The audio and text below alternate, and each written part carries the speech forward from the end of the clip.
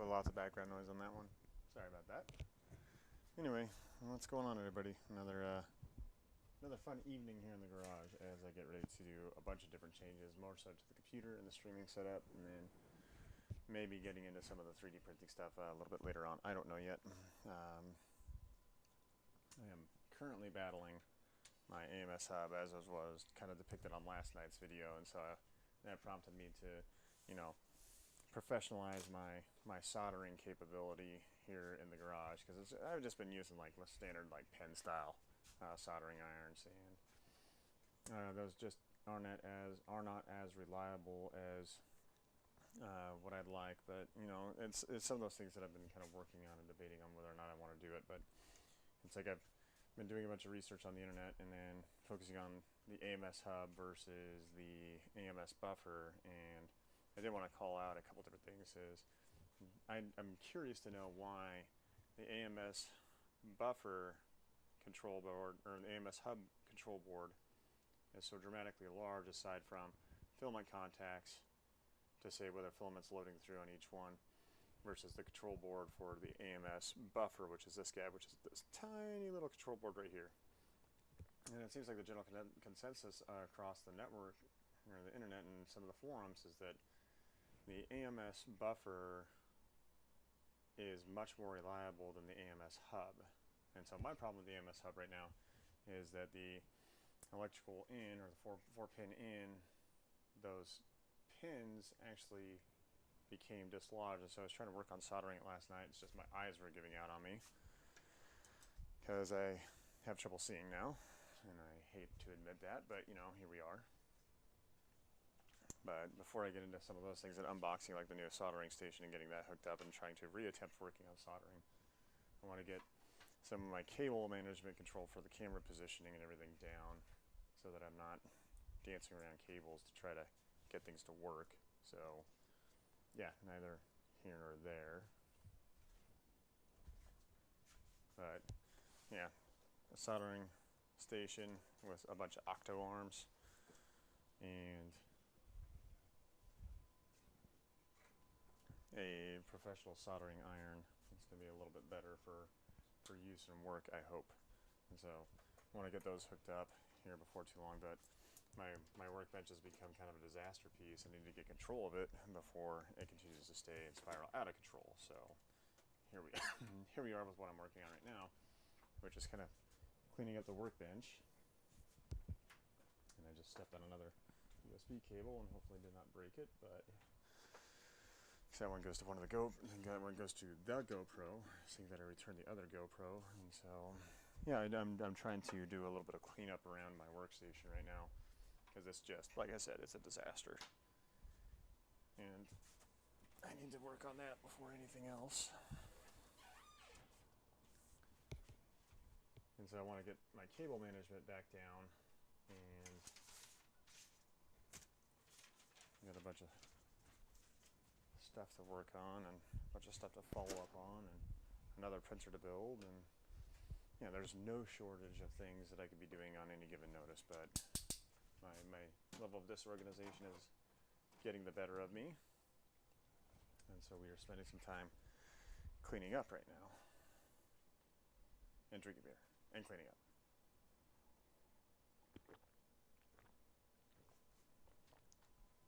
Right now it is 11:46, so not quite midnight.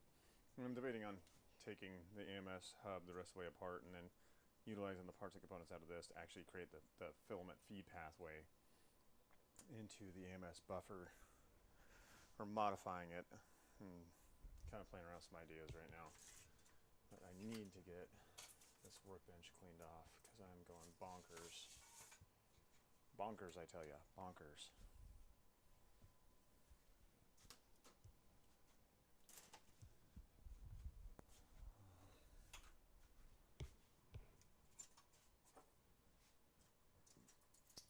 So much stuff everywhere.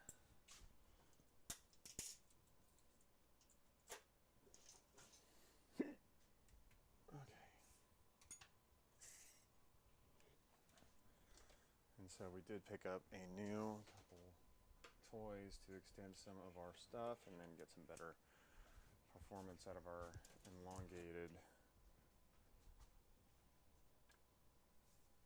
USB cables or USB-C cables, and hopefully it'll work.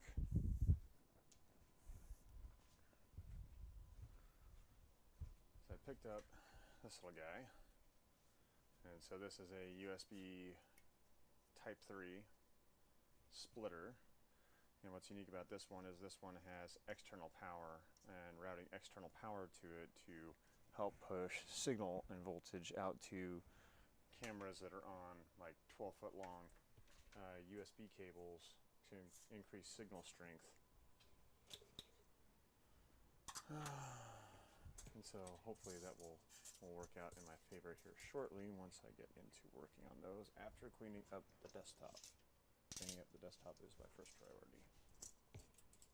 And so I can figure out what cables I'm actually using, which cables can go away, what is plugged in where, what can be removed. Because I do have quite a bit of cabling that is all over the darn place that I don't necessarily need on here. And I think that's more so just on me, not keeping on top of my workbench management. So, shame on me for not having better workbench management. Okay. Got adapters and adapters and adapters and more adapters. I might leave this one up front just for, that's a USB Type 2. This is a USB cable extender. And this might come into play here a little bit.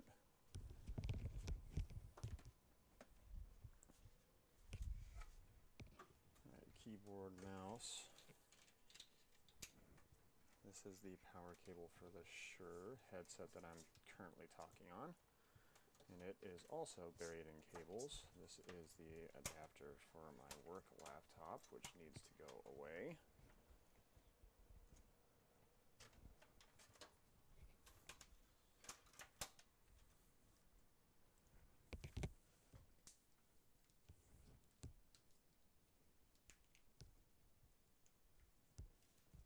Put that back in my mobile briefcase. A little office case, I should say. Alright.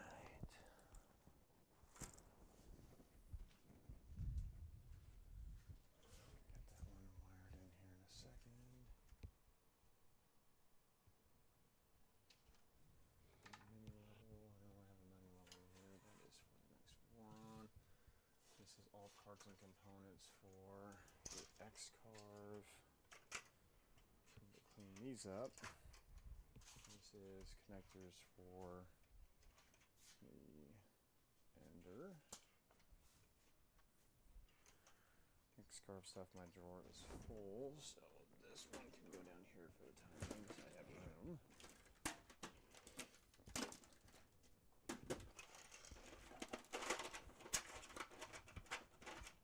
Gridfinity trays. Alright, calibration stuff for printers. Image for X-Carve file. X-Carve bits. Ooh, part of a recorder. Or a beaked flute, as some would call it. I've got a couple hundred of those printed now.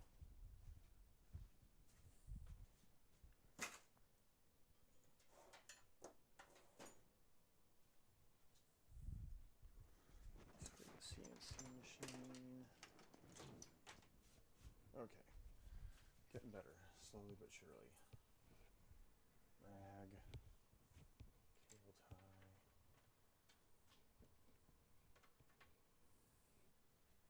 USB Type-C connectors. That is my new 4-port. Couple stickers. That is prototype.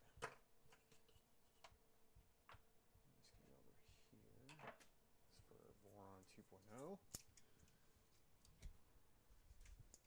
extra light lamp. Set that right there for right now. I've needed that from time to time just to get some extra light in here. Da-da-da-dum. More cables, more cables, more cables. I need to print out some more of these little cable ties, because they are very handy, and I just seem to have run out of them for the sheer number of cables I have tied so far. There's a cable connector, and I don't remember what for. So I'm not worried about it, so that one can go away. This is X-Carve parts.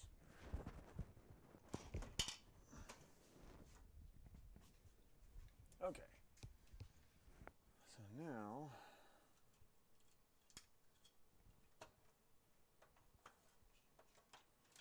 this is for the Shure headset.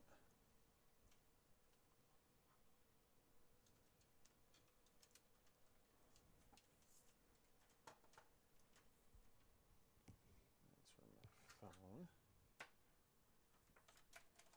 So spare USB cables I'm just going to put over here for right now. These ones, put them over there too. Does anybody else have a problem just having like so many cables laying around that you just don't know what to do with them all? It's just maddening how many I have.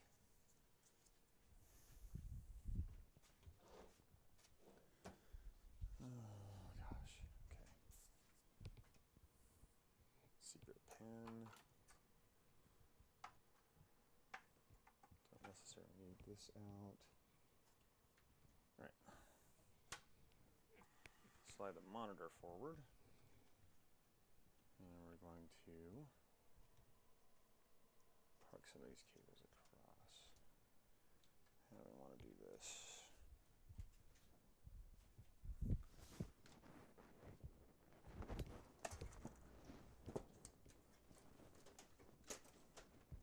It's like I have so many cables, I have a drawer that's just dedicated to extra cables. Alright, so this is going to go underneath here. It's going to go back up. Hooray. Step 1 complete. So our Shure microphone power.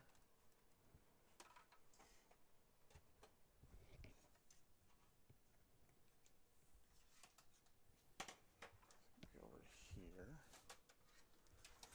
Even behind the computer is just literally just a mess of cables. Slide that back, slide that over.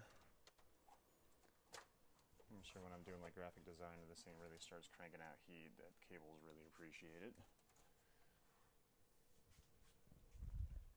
Alright, I got some semblance of a workbench back. Over here, so a notepad, I'm just going to stick right there because I'm going to use it. I always have notepads around. I always jot things down. And again, I'm like procrastinating on getting the nonprofit up and running because I'm doing organizational things for the garage. Let's move the X tool F1 over here for right now. Sorry. Streaming deck can stay where it's at. Slide the monitor back forward. So that cable is going to get disconnected. It's going to be going to one of the GoPros, and so I need to find a good spot. This one, no, this one's going to the new camera. And so what I do like about this new one is having the capability to turn things on and off. And so I'm going to mount this thing probably to the back of the monitor here. If I have the reach for it.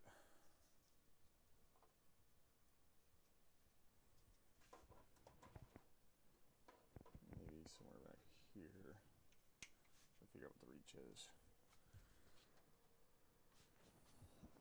This thing plugged into the solo USB 3.0 on the back of the computer. Alright.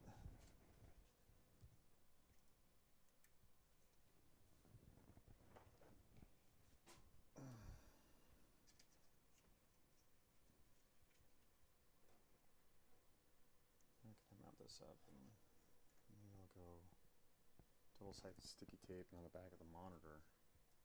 That might work.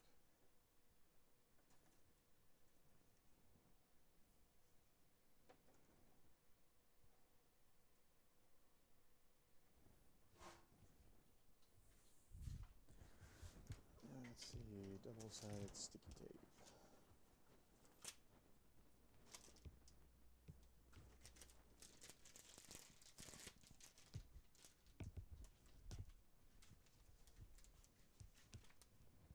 So I want to have control visible from the front.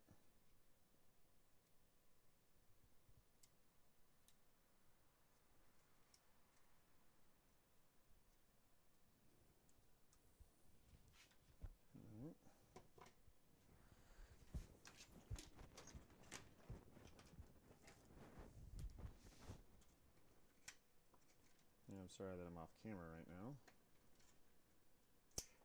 I'm gonna snip that off. Maybe I'm off camera. Maybe I'm not off camera? No, I am. Alright, so we're putting some double-sided sticky tape on this new 4-in-1 USB 3 adapter.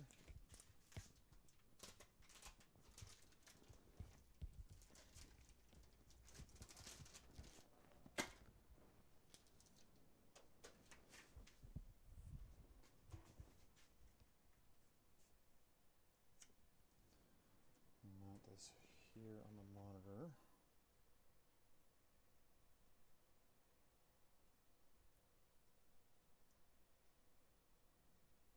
Like before I mount it, I should probably check to make sure everything's functional on it. So let's grab the adapter for it, and so this is going to supply the additional power to each one of those external entities.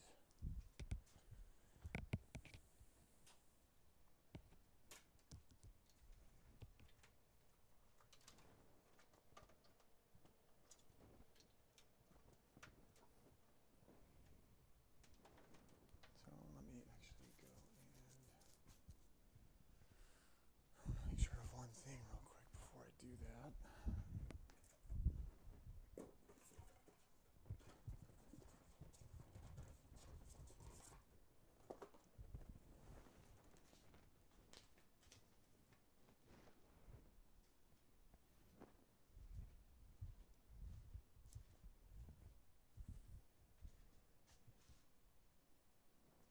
I'm not sure if it's just going to be adding supplemental power, or if it's going to be like if it's going to be used as a standalone entity for a charging block.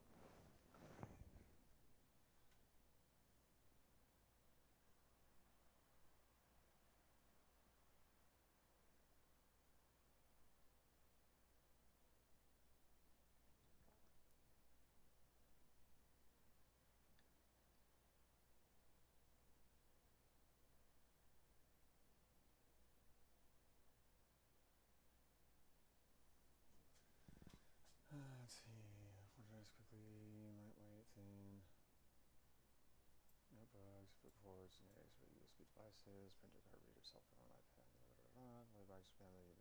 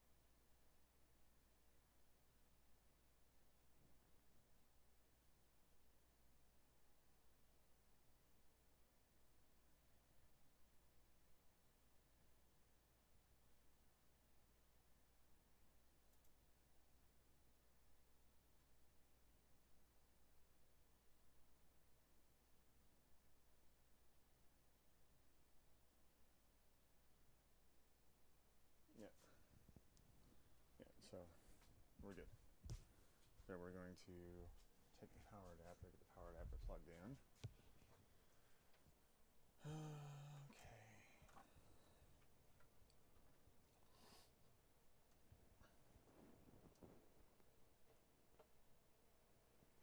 I'm just going to kill my monitor for a second.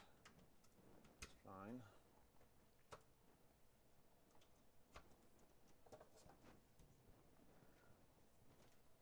The monitor's back on. Plug that adapter in.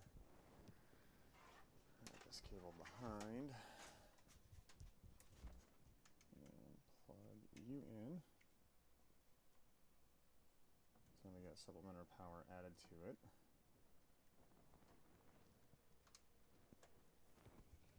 Now what we're going to do is we're going to test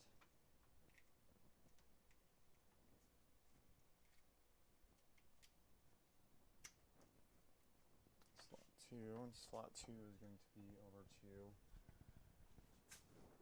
my overhead cam, so we can get that up and running, so we can track what the rest of my motion is that we're doing around here in the garage.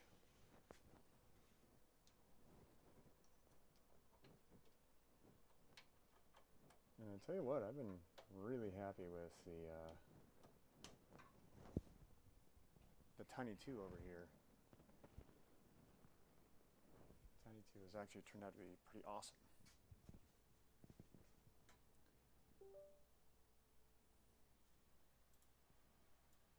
Nope, do not switch.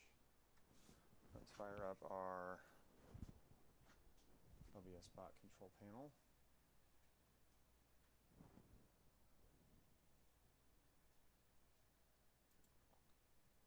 Da-da-da-dum. Alright, so we're going to go to preset 1. Hello, preset 1. Alright, so now that we're tracking on preset 1, we're going to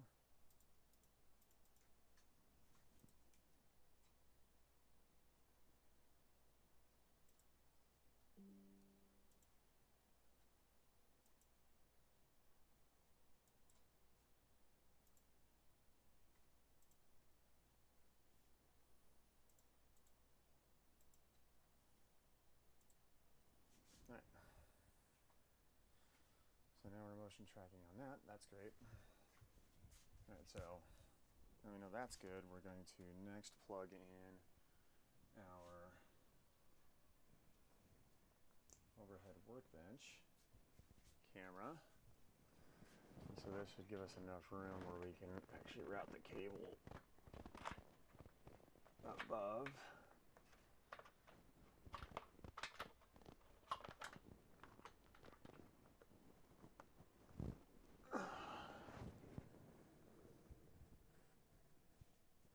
I should be able to connect this into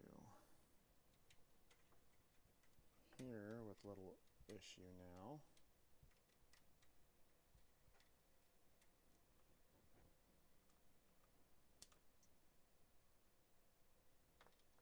I think when I stomped on it, I actually crimped it down a little bit, but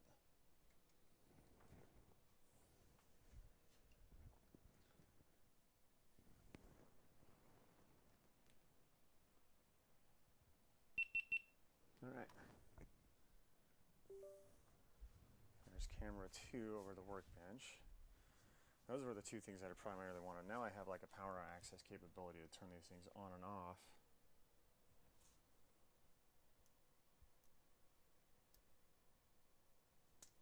I'm going to grab some of this double-sided sticky tape and mount this to the monitor.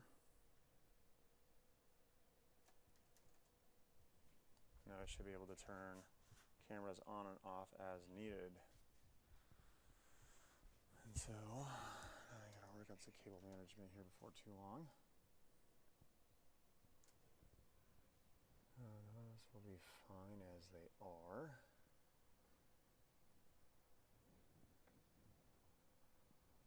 Alright.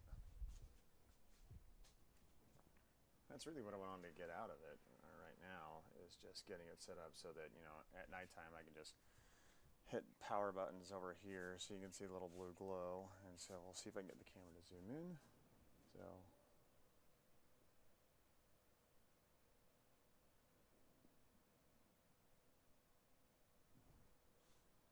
No, didn't zoom in. Alright, we'll just go over to manual control. So,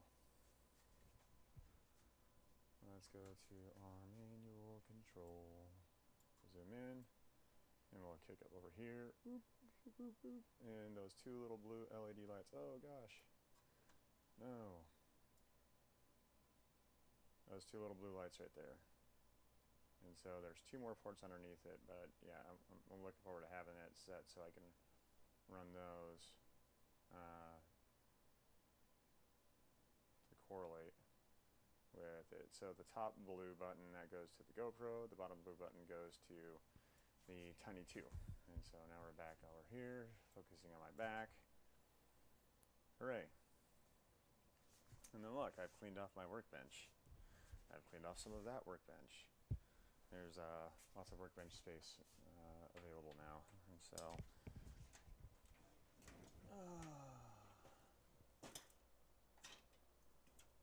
grab a couple of these cable ties and connectors so I can need to print some medium ones is what it looks like. Just a few medium ones.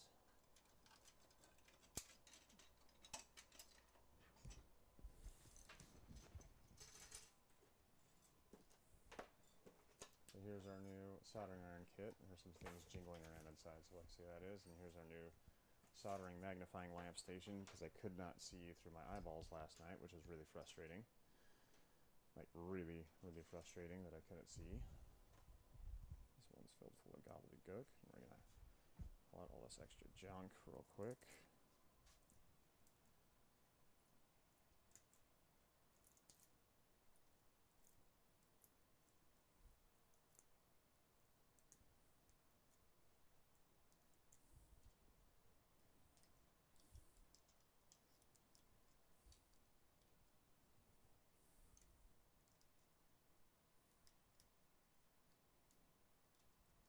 The one thing I really need to get up and running in the garage, honestly, is my old Roomba. And have that just come through and just pick everything up and sweep everything up. I had it pretty well set when the garage was a little bit more empty. And I keep filling it up with stuff. And I just need to get some of this stuff done so I can move on to other stuff. So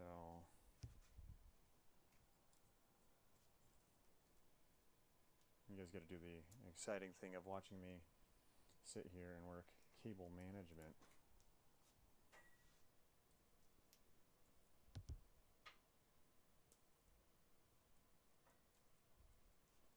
It's just, these cables fit so much better in my cable drawer when they're all contained. Because my cable drawer was kind of like, I used to have a bin just full of cables, and it was like literally Lord of the Flies. So these things really help with cable management.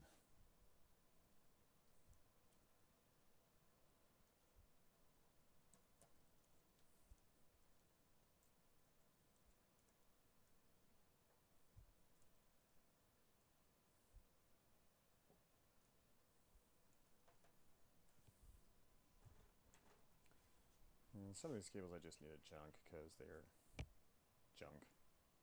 Like this one. This one's been used and abused. It might still be functional, but I just don't have any USB 2.0 cables anymore, devices anymore. I think it's kind of transitioned over to USB-C. So yeah, we're just gonna junk this one.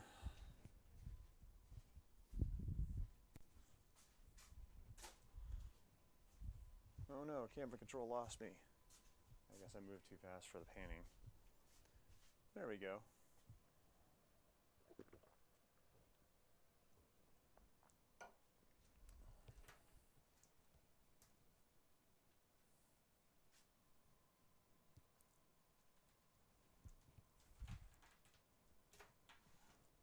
It's really nice when I have all these cables organized, because once they're all organized, it's really easy to pop these things out and flop between them if need be. Sometimes it is, sometimes it's not. I'm waiting for any moment now that my oldest daughter is going to come down and ask for some milk. Happens pretty regularly. every night, right around now. Between now and 2 o'clock in the morning. After 2 o'clock in the morning, she doesn't really get up out of bed. But if she knows I'm up, and I think it's because I leave the lights on inside, I only turn them off when I really kind of go to bed.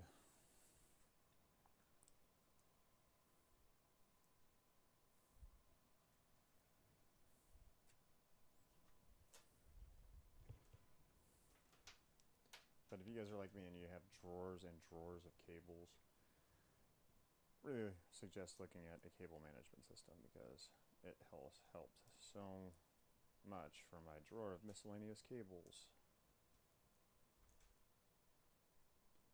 And it's like, yeah, I could keep all like the little twist ties and whatnot, but I hate twist ties. I don't know why I hate twist ties, I just hate twist ties.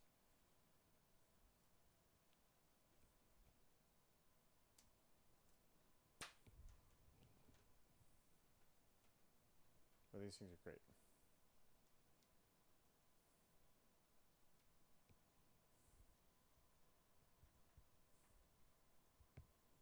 And it's a lot better than what I used to do, where I would just wrap it around my hand and then pull it over a couple times and then twist it through and then call it a day.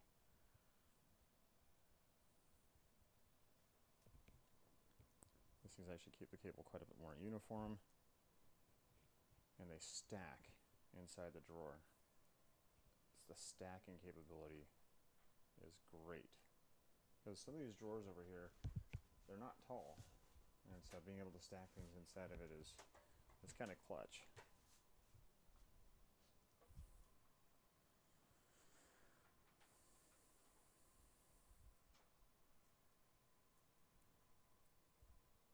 And I got some pretty awesome positive feedback from Jay. He was pretty excited to see the new camera up and running, so Jay, thank you.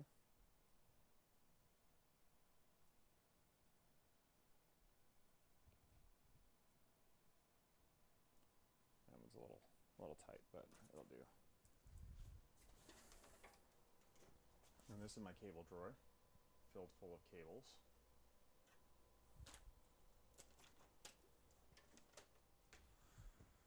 All right.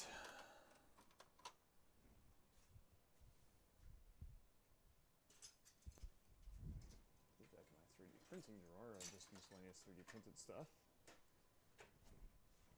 Put this battery holder down there too.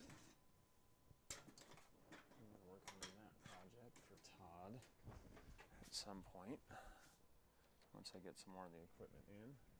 And voila, we're getting better. I'm no longer like scratching at my neck. Like, hey.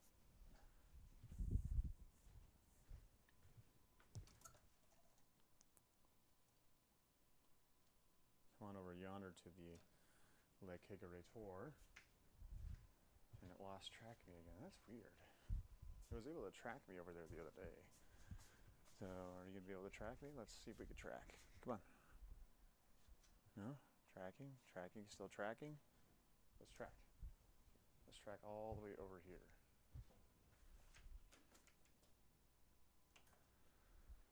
So you can track over here now, so that's good. Alright. Drink coaster, done. You lost me again. I'm right here. Hello. I have noticed that the camera does get a little warm at night, and so we're gonna kick some other views on real quick.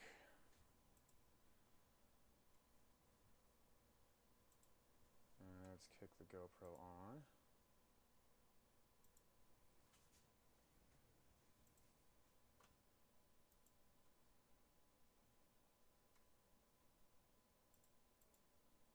GoPro.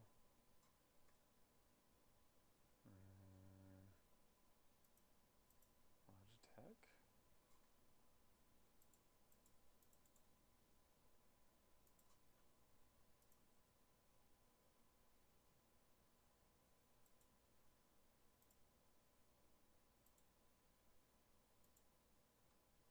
Come on.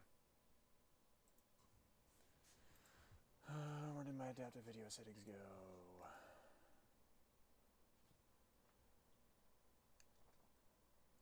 There's that back. So that's NVIDIA broadcast logo.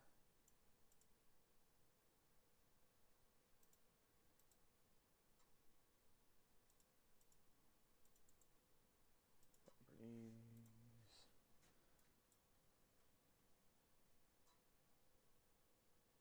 Okay.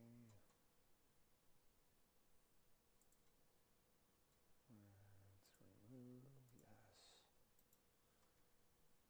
Let's see, video capture device, add existing, tiny 2, okay. There we go. Pull that over here. So it's going to be kind of weird because it's like one of these cameras is always kind of pointing at my back. We're going to bring that GoPro up above it. Alright. Adjust this guy. Tension you back down. So you're right over the top of the workbench. Get you so you're not shaking.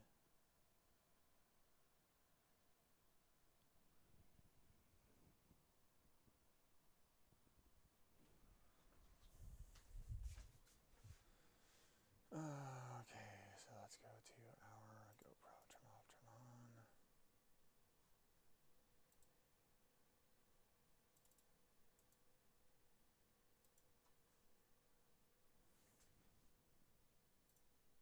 Alright, so nothing. Let's turn you off.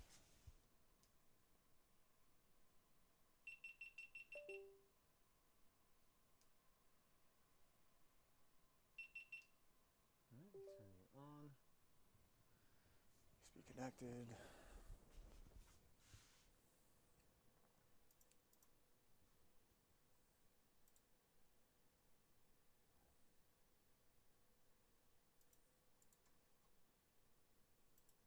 Preferences, NVIDIA GeForce GTX 360. Okay. So maybe this is going to the input for properties, NVIDIA broadcast. Okay. Let's go into NVIDIA broadcast.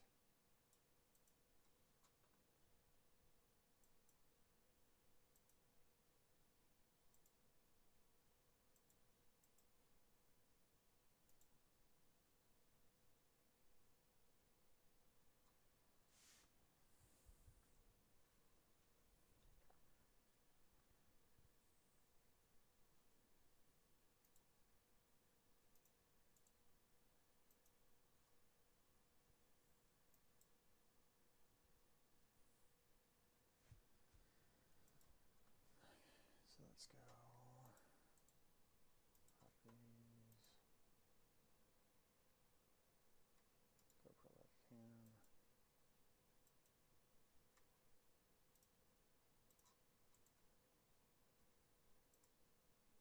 Yes. So I'm adding and removing cameras, trying to get the GoPro on webcam mode to come on. Video capture.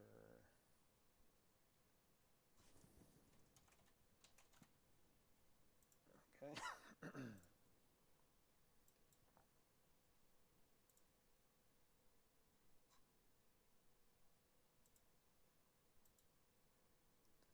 Alright. Need to figure out why we are not connecting.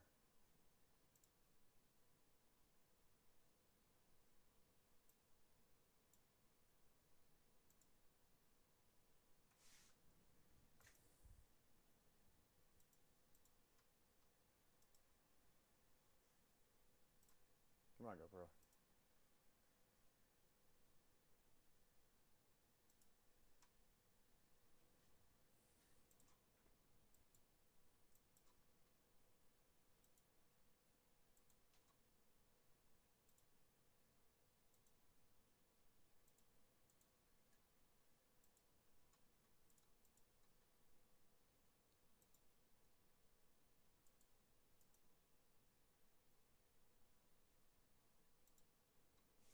See, are we connected to it though? This PC Hero 11 Black, so it is connected. So let's go back to GoPro Webcam. GoPro Webcam, open.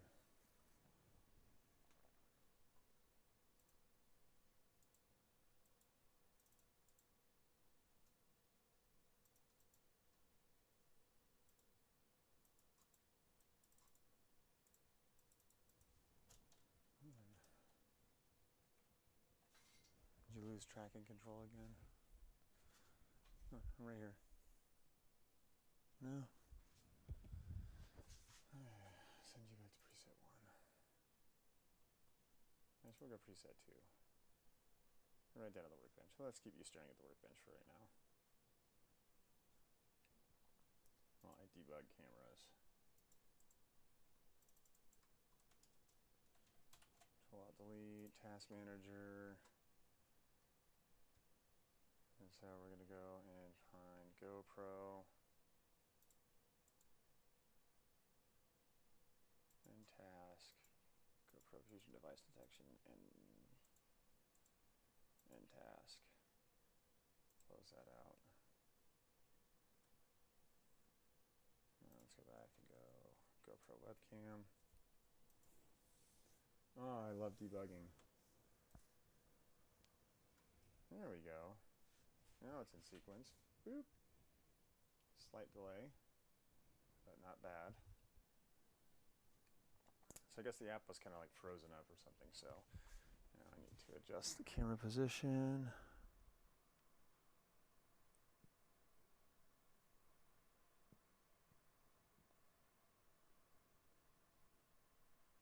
I hope it doesn't bounce too much. Bounce, bounce, bounce, bounce. All right, perfect. All right. So I'm going to take a look at our new soldering station. And so this is going to help me, work on a couple of different electrical projects that I have for a few clients. And this is exciting. It comes with its own toolkit. Here's our flex arms.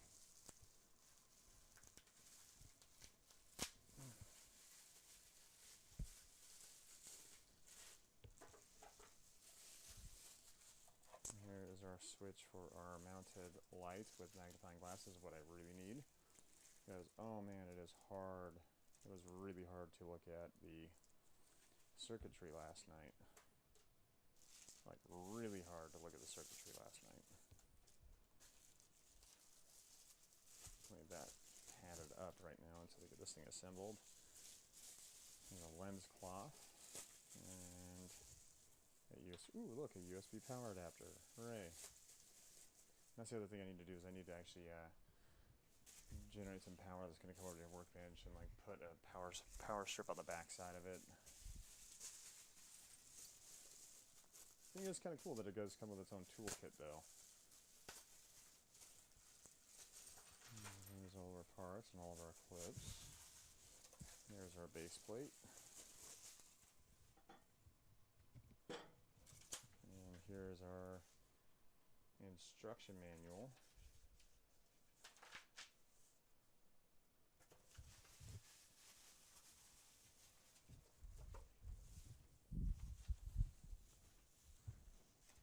This is my recycling pile. I usually just pile up boxes in the garage and then I break them down before trash day, which is Thursday here.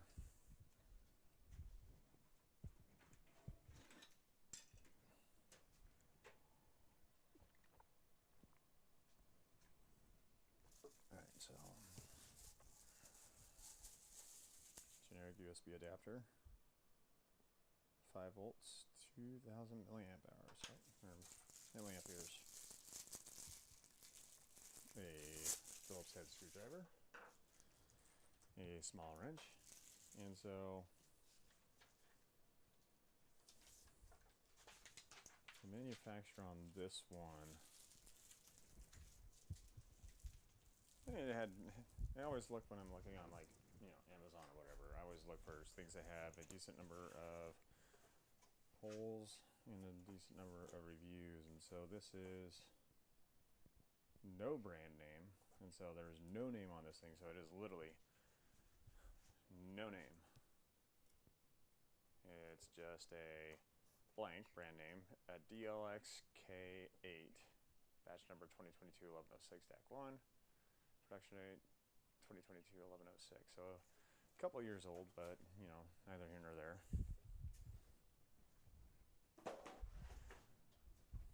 I'm sure this is just one that came in and people can kind of put their own brand labeling on it and then resell it for more money. It was cheap and it works, so I'm not complaining. Alright, so the instructions, very generic, very vague.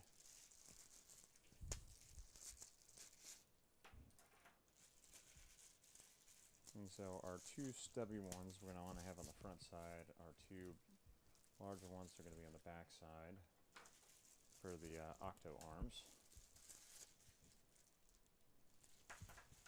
And then the back side, by the back side I mean, is where, if you look at the plate, I guess it doesn't really matter which side the plate goes up or down. But plate's not level, but you know, who cares? It's just a station that's going to have some rubber feet underneath it. It's there to help me like hold PCBs or pieces of wire so I can solder them together.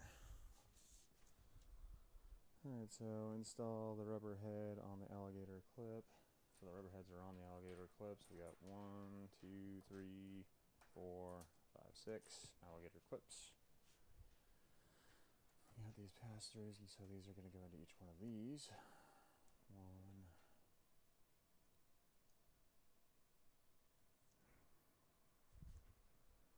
2, 3,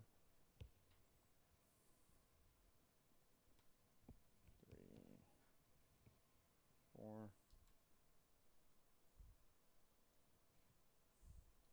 Install the alligator clip to the hose. I guess this is what they're calling the hose. So we're just going to thread those on.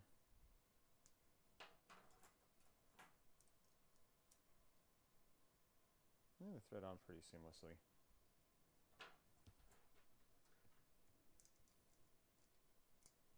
And it came with 2 extra clips, so I don't think these clips will fail, but you never know. Yeah, there's our 4. Next is, so we've installed the rubber head onto the alligator clips, installed the alligator clips onto the hose, installed the feet and screws on the base. So I guess that just means we're going to pick this up and we're going to feed the feet through. So grab the provided screwdriver. Alright, so I'm going to put one of the small ones on this one. That's just really, I'm just putting it on to hold it in place for right now.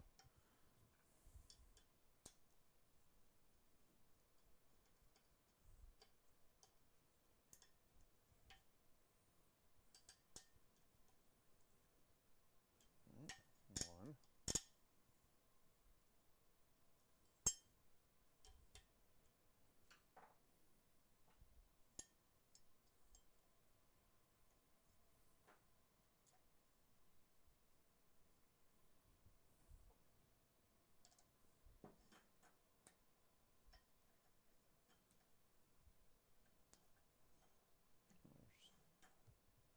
There's 2. Those are my 2 short ones, my 2 long ones now.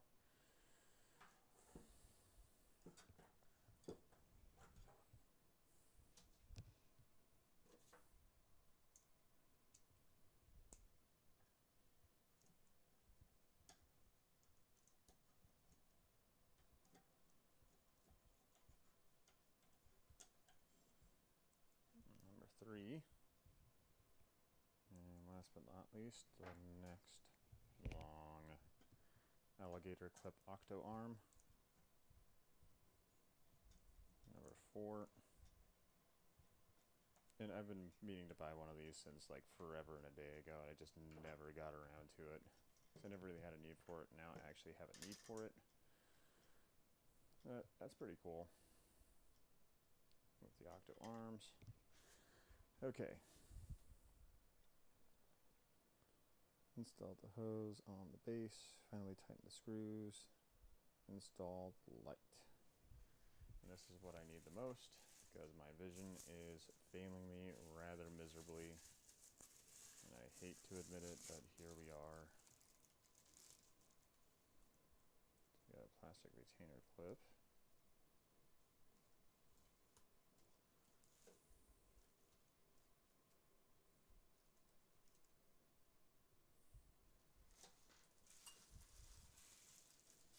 so pull the wire into the hole in the base first, then insert the bottom of the hose into the hole. So the base is notched. It does have a partial bolt, as you can see there, where it's flat on the two sides to fit into this notched groove. So we're going to feed the wire in first, and then I'm going to rotate this 180. I'm going to feed that in. And I'm going to take the nut. Let's see, so it says insert the bottom of the, so put the wire in the hole, insert the bottom of the hose into the hole, tighten the nut with a wrench, put the thread in the clamp. Put the thread in the clamp. And so I guess it's talking about this plastic washer, and that's going to be angling the cable out, is my assumption. And so we're going to attach the nut.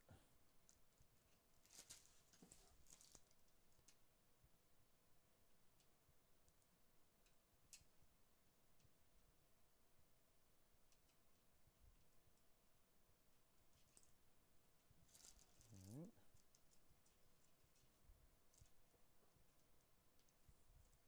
Take that out.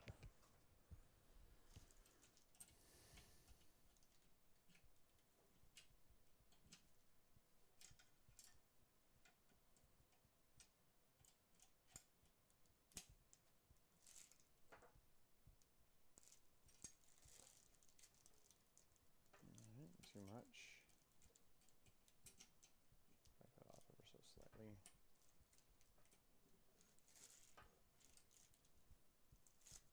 And then I'm going to feed the cable through to lock the cable. Probably going to have to make a loop just to relieve some of the tension and pressure off of it. And then thread that in there. And voila! Now we should be able to go like this.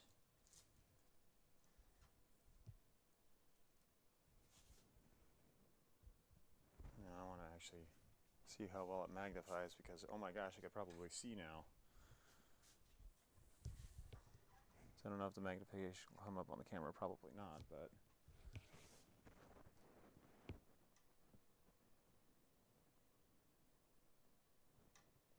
yeah, it does help out quite a bit. But it's one of those things where it's going to have to be at an angle where if I'm using one eye or two eyes.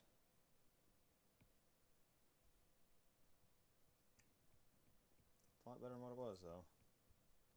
Just fine. I might be able to just repair this now that I can actually see it. Now that I have a professional soldering iron kit that's over here. I mean, air quotes, professional.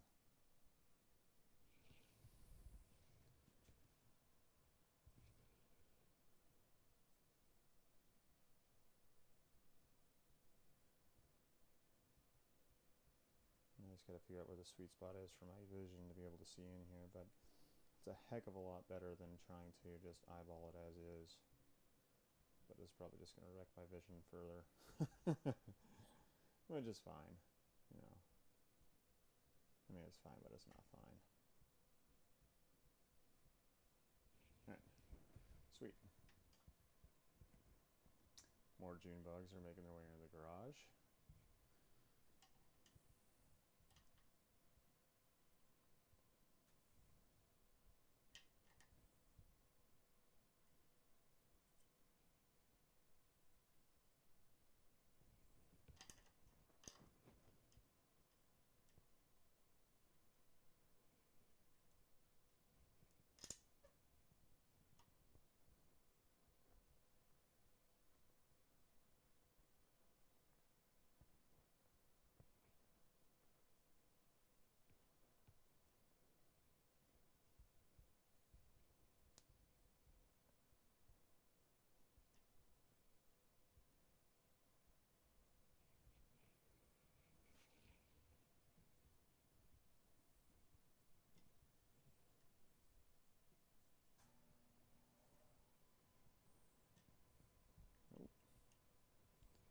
you know, it'll take a little bit of getting used to getting these things like hooked up and whatnot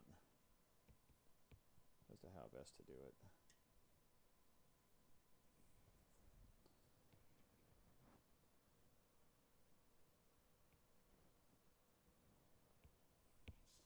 I mean, just with 3 of them, you know, holds it pretty good. I mean, holds it actually really good.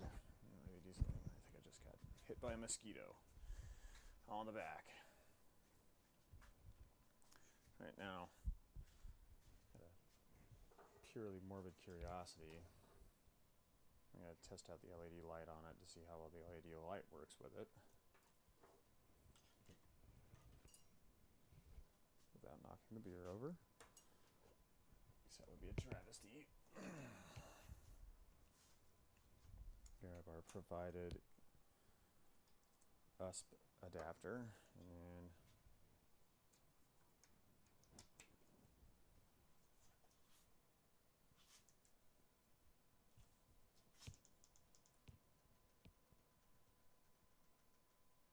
so it's variable control on the light,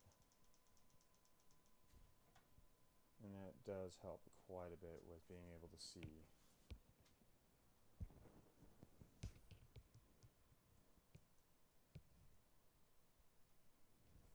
And so that's going to work out really nicely for, you know, future soldering. And then it's like this can be turned off, move that out of the way if I have some larger projects or whatever, but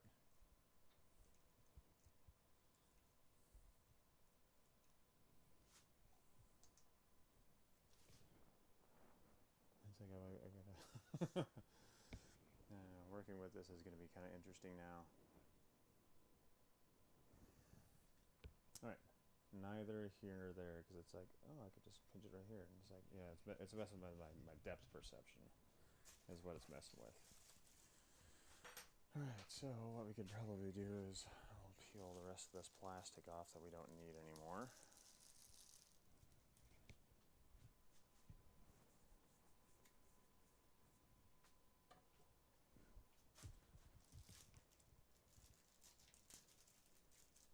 And it's like every time I've been doing soldering, it's like, man, I wish I had some helping hands to aid in this adventure.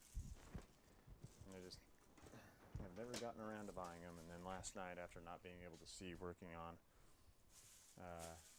the AMS hub board, I was just like, I've got to get something. So I put an order in last night. It arrived today, so same day delivery. Thanks, Amazon. Even though it arrived same day, it's already looking like a worthwhile purchase. I think it was like really cheap. And I'm gonna get better at that, like, whole linked in the description below, because I don't really do descriptions in below because I just do this thing live. I don't do any of those like edited videos yet. Maybe we'll grow to those things where we would have those edited videos, but for right now, not so much. I'm just a dude in the garage doing dude things in the garage because I'm a dude in the garage. And that's my philosophy on life right now. Just a dude in the garage doing dude things. Alright. So that's done. That's pretty cool. Now, open up the soldering station that we picked up because I have needed to get a much better soldering station. We have a couple at the office that are really nice, and then, you know, super accurate, super quick for temperature and heat change and exchange. It's just the ones that I have here, I've really just been using those for like heat set insert pressing. And so this one is a soldering station, and this one is by Yiwa.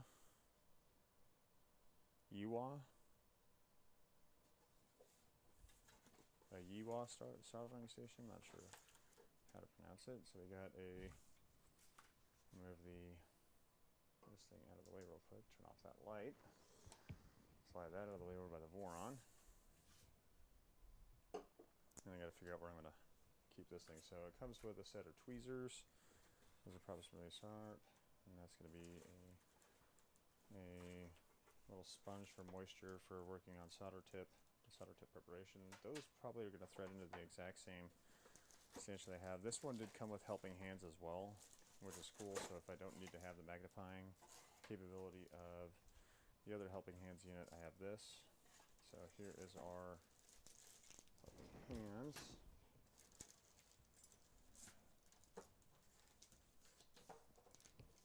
Here's our soldering station, Yuhua 926 LED 3, and a solder sucker. I've got a couple solder suckers sitting around the garage.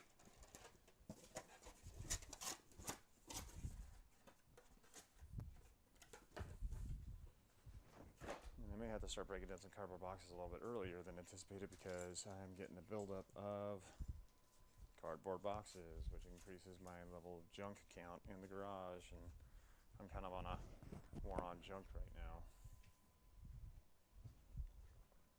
Alright, so we are at 12:44. Plenty of time. Alright, so I'm going to grab these helping hands out. And whether or not I do use these, I don't know. See, operation manual in English. Avoid hot surface contact, electrical shock, do not immerse in water, household and indoor use only, prevent electrical shock. Yep, standard. If you injure yourself, you can't sue us.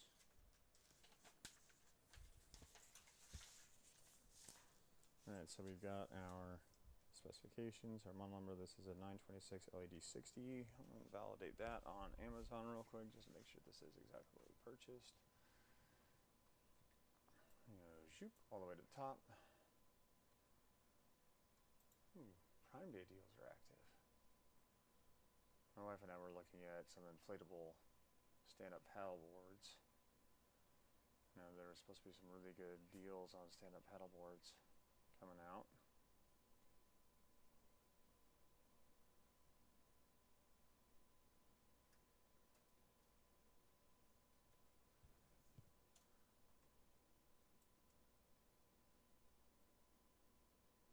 And all these Prime Day deals. Yay!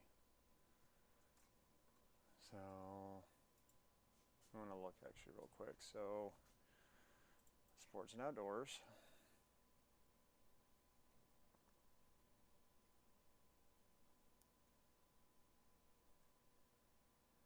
What would be classified as? Inflatable. There's an inflatable. I actually saw this one out at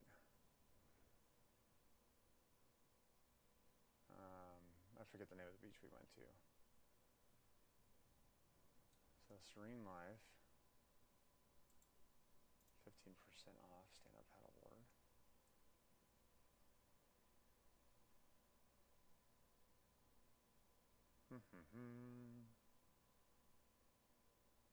Rock inflatable stand-up paddleboard.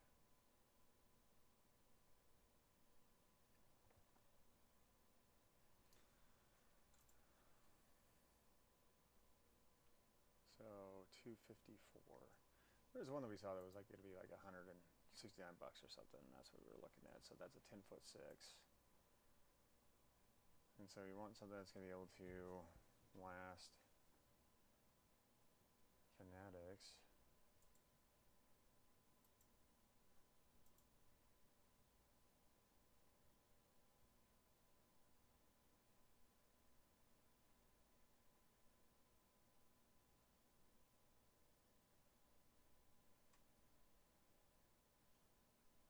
Combination of shares exported with 330 pounds.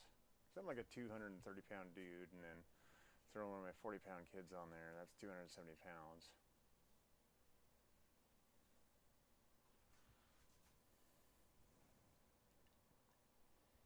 Let's see, stand-up paddle boards.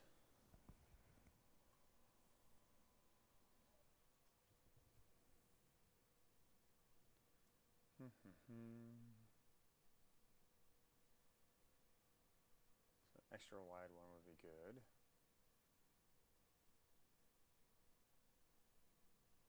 Only 52 purchases on that one though. Polar Outdoors overall pick. 179. So Serene Life, that's a Prime Day.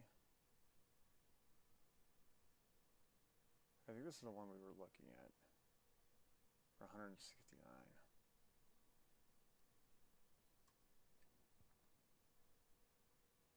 Prime Day, Prime Day.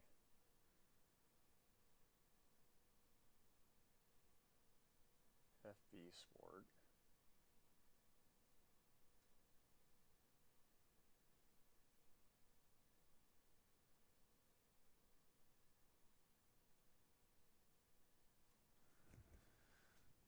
Six-inch non-slip, 11-inch.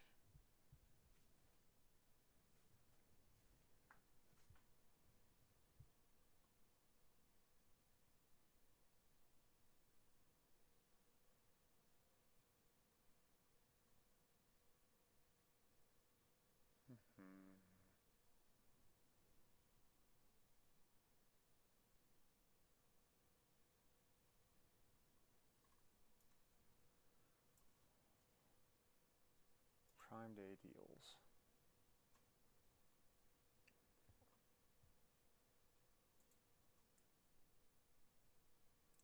I want to say that this is the one we were looking at. I forget.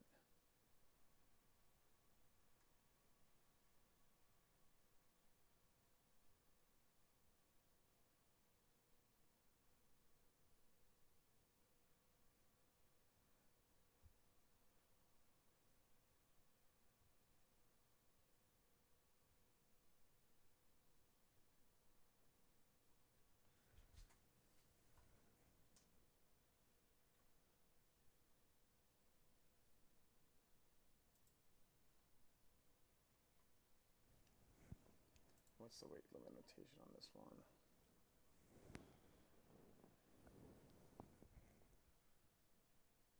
Weight 19 pounds, 12 to 15 psi.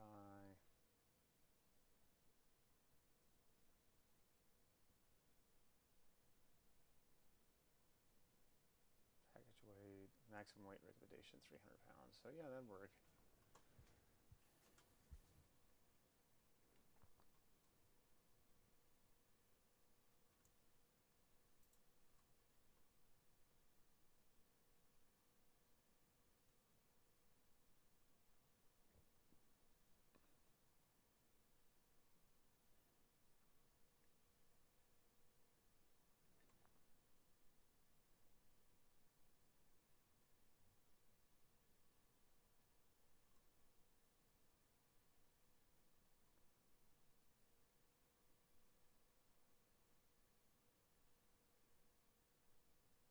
And yeah, here we go, going down the YouTube rabbit hole. Not YouTube, but Amazon rabbit hole. Doom scrolling through Prime Day deals.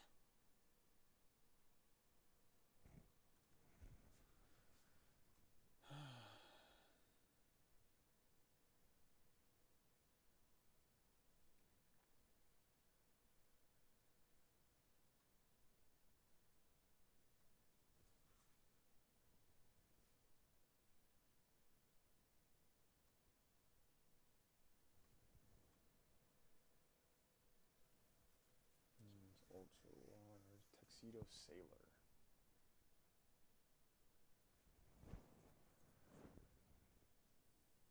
£350 one. They're probably all manufactured by the same company and they're just labeled differently, which is fine.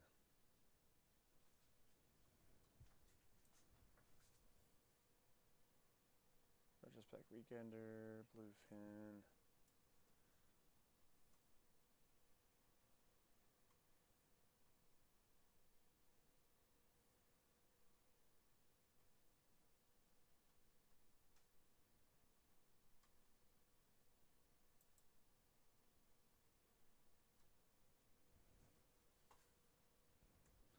Yeah, I'll probably chat with my wife tomorrow.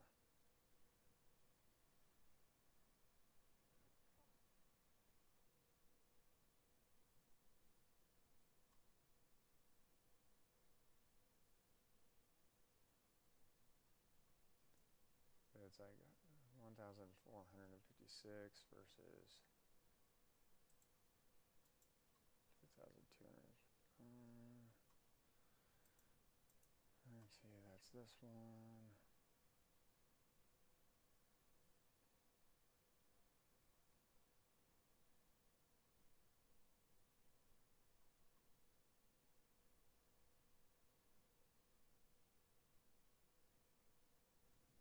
Yeah, we'll take a look.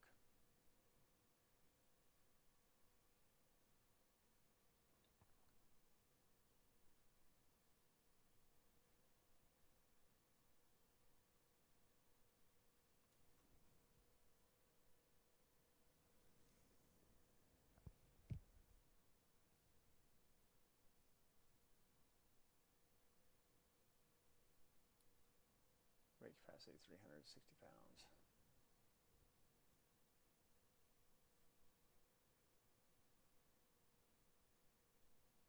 Yeah. Cool. There's plenty of options. So we'll see what's remaining. Let me jump off of the Amazon. Let's see. Let's go back to Amazon and find out the things that I ordered that are probably all on Prime. Alright, so Yahoo at 926.2. Yep, that's fine. And then the XYK Helping Hands. Prime Day deal, 39 bucks. Prime Day deal, 23 bucks, which is cheaper than what I bought it for.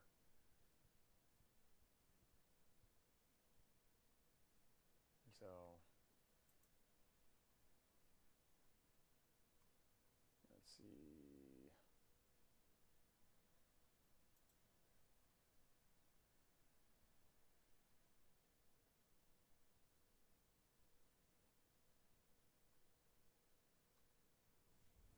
Yeah, it figures that as soon as like I buy those things, Prime Day deal is going to happen.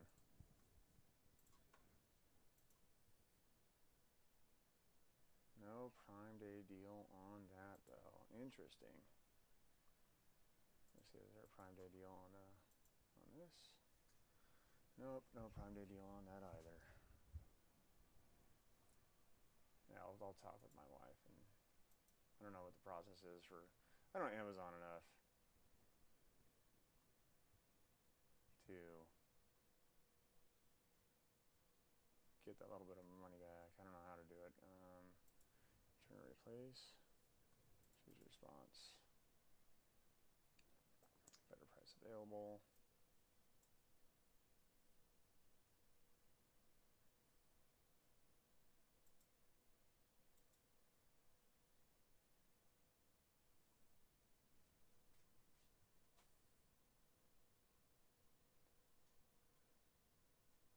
So do I want to return it, or do I want to, I wonder how that works. How to match Prime Day pricing for previous purchases. You have to send in a copy no.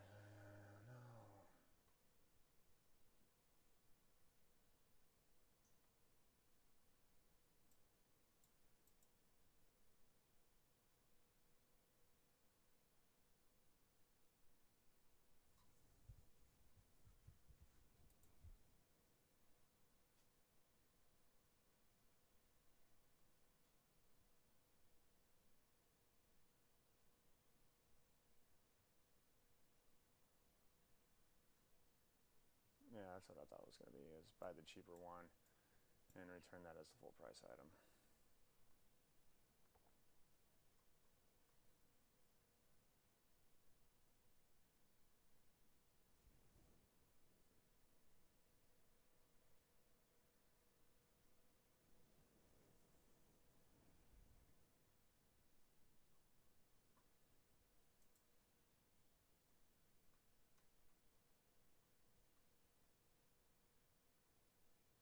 I wonder how many of these things that I've picked up recently. Mine's like my daughter's like clothes, but let's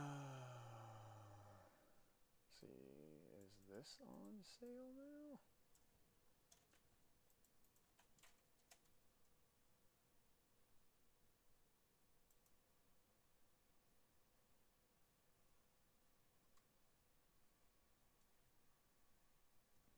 it's the same price as what I bought it for. It's not Prime Day. Right. Yeah. So...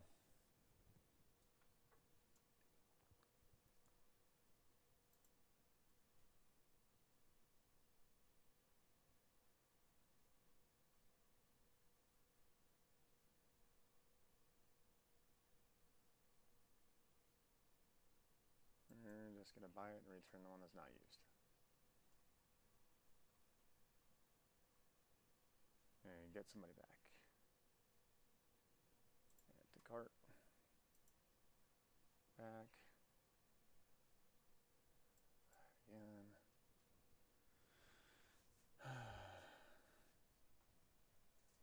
Add to cart.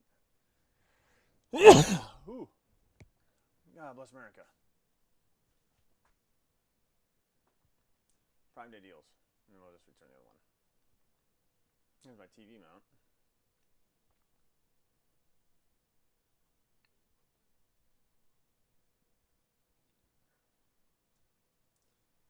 Alright, go to cart.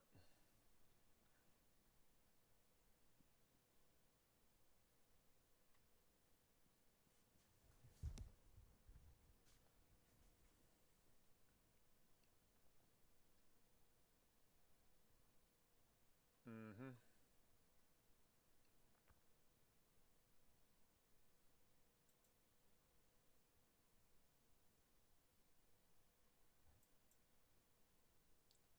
And then we will just return those ones. Alright. Instead of trying to work a price adjustment, that's how we're going to go through it. Okay, yeah. Where was I at? Ended up doom scrolling some Prime Day deal things. Now there's there. This is going to go down in here. For our sponging, here's going to be where our tool sets are at.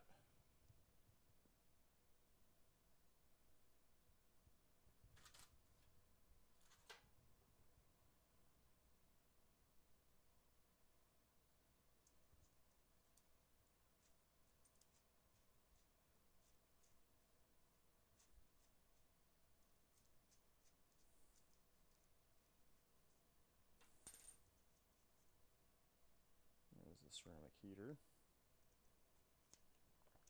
So not very interchangeable, if I say so myself.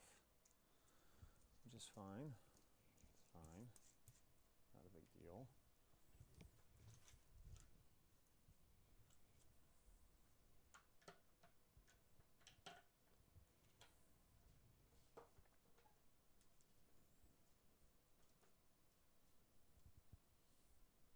So 3-prong versus the 2-prong.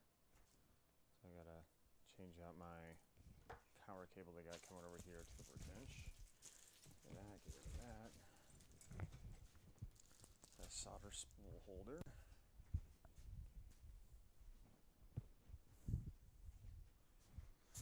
Oh lordy, 1:01 in the morning.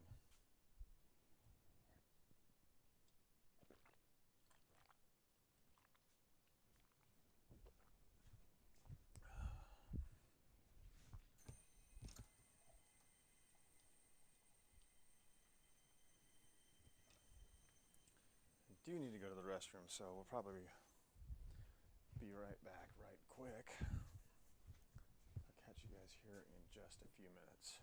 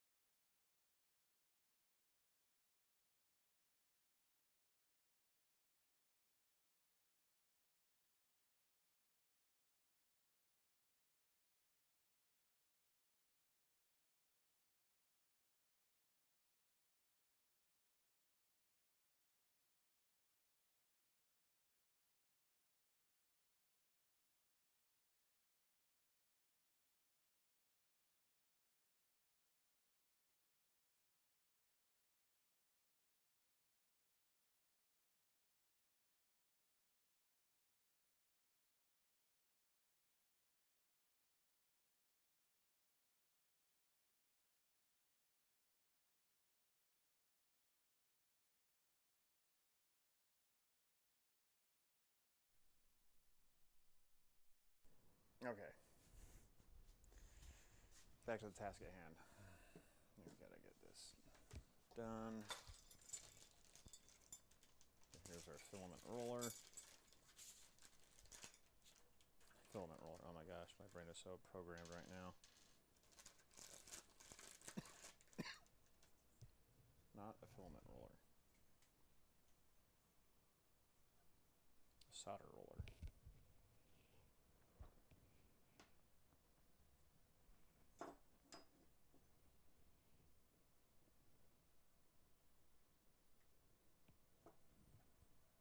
That's gonna go there.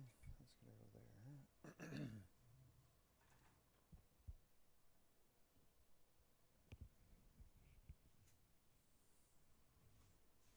Does this literally just sit?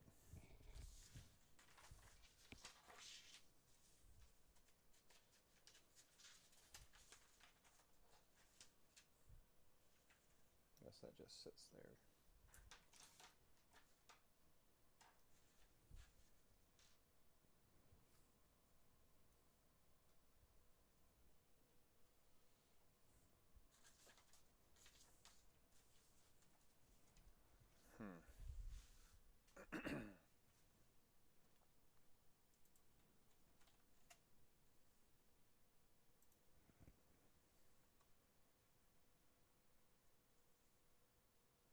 So they show it connecting like that.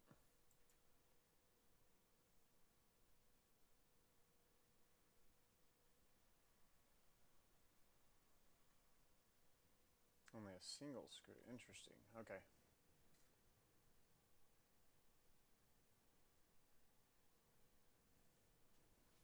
Sure.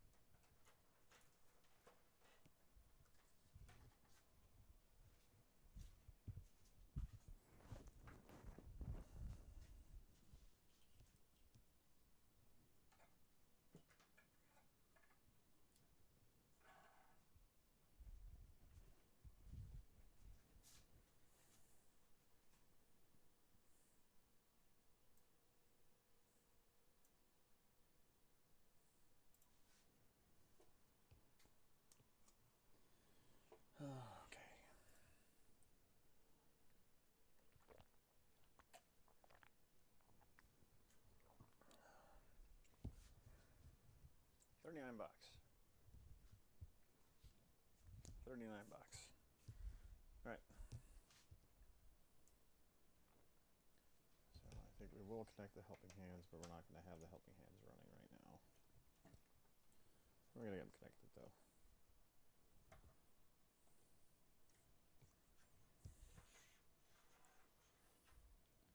We're included get a wrench. Lock that down. And it's funny, these are just heat set inserts.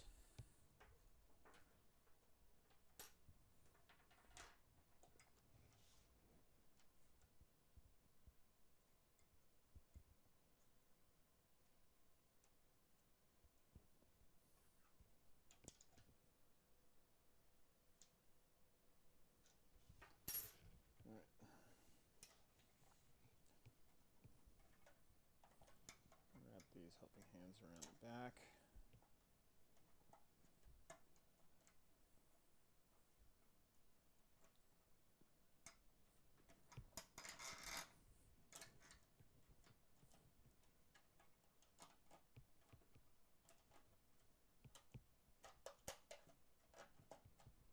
To keep it out of the way. Fancy set of tweezers. These are probably going to be the super sharp ones, which they are. So we'll leave that on there. Probably even keep these in the factory packaging.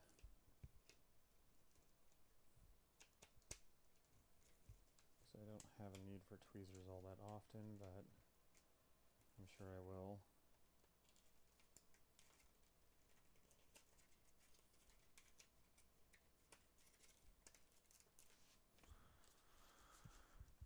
I'll put these in the tool chest.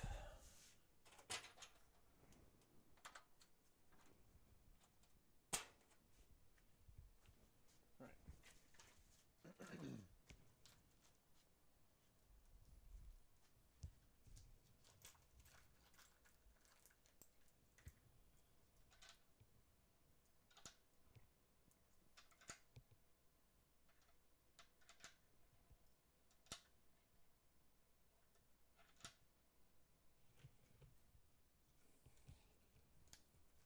I got some steel wool and shove some steel wool down there.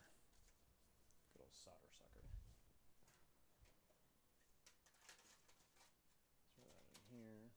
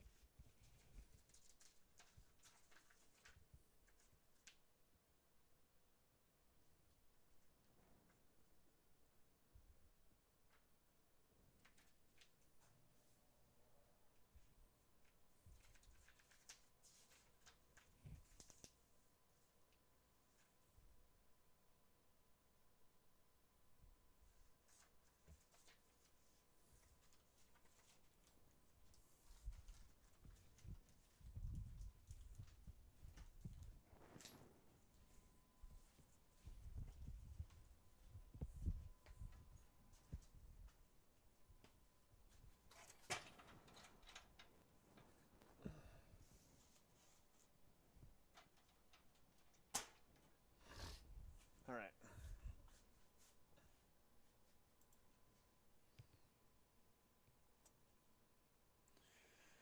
Okay, what are we working on next? Okay, so we might try to go ahead and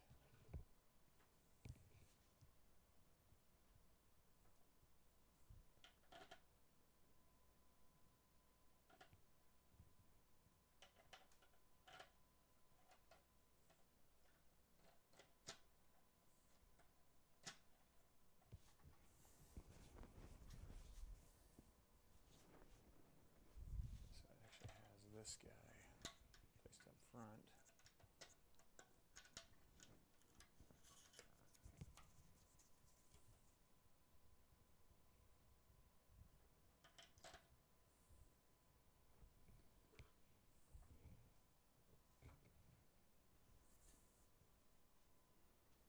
I don't like that this is just like ABS plastic at the temperature that it can get up to. And maybe this plastic will melt.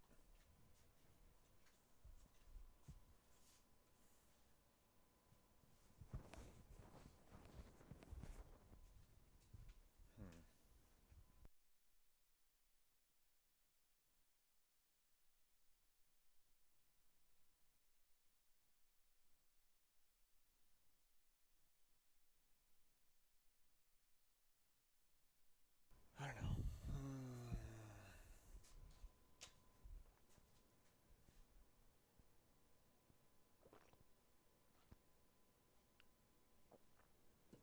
I think part of me just wants to like take apart the AMS hub and use the components out of it to use this array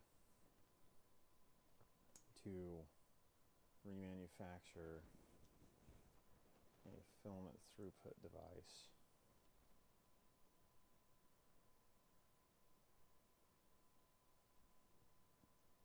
Or just capture these shark bite connectors out of here and just repurpose them.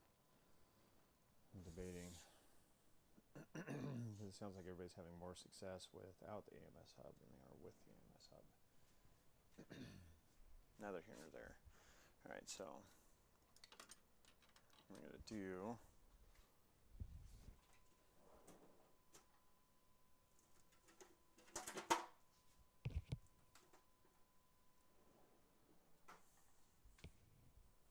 this guy.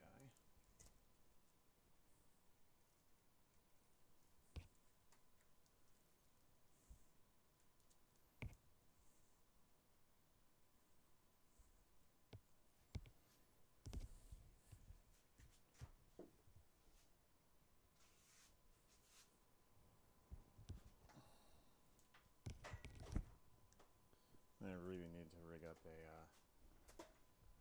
power strip that's going to go over here. Hook that up. And we're going to connect you.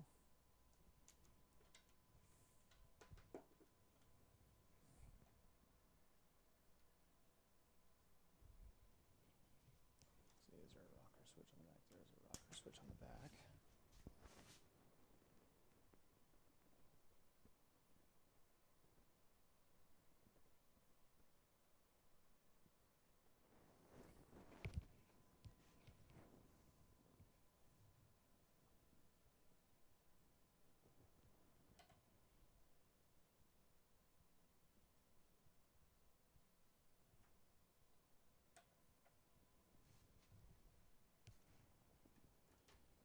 This guy and bring it over here. And plug you, drop you down. This is a rather large smack for what it was. And we're going to turn you on.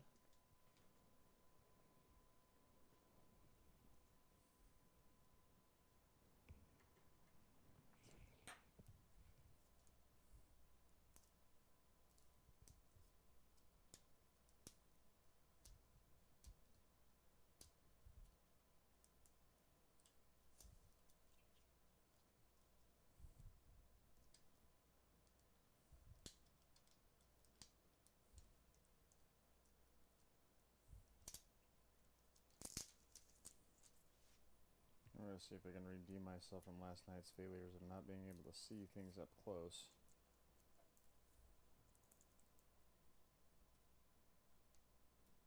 Because of my failing eyesight. Right.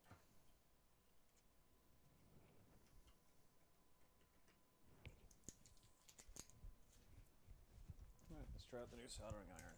Go get a little bit of water.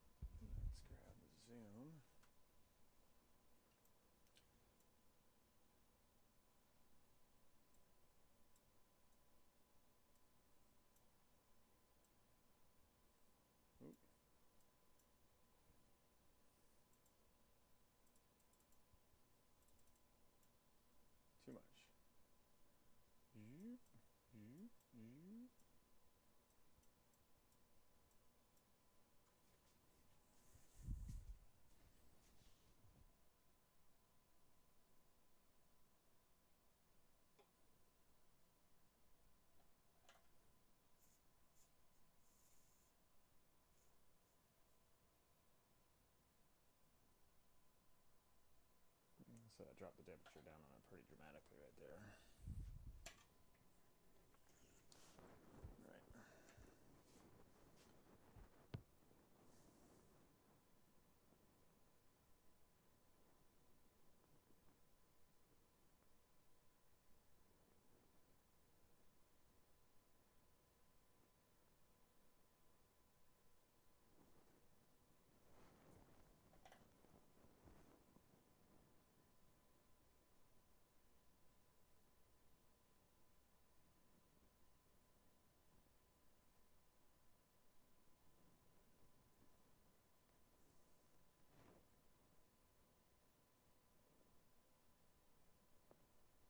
Still warming up.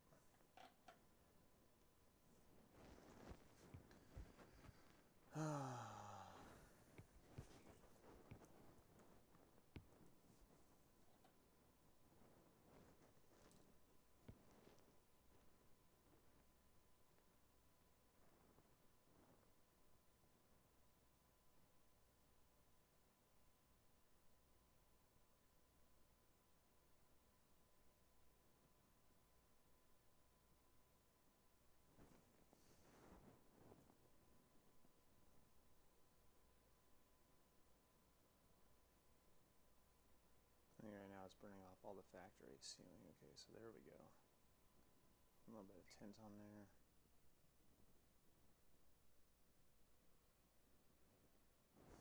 All right.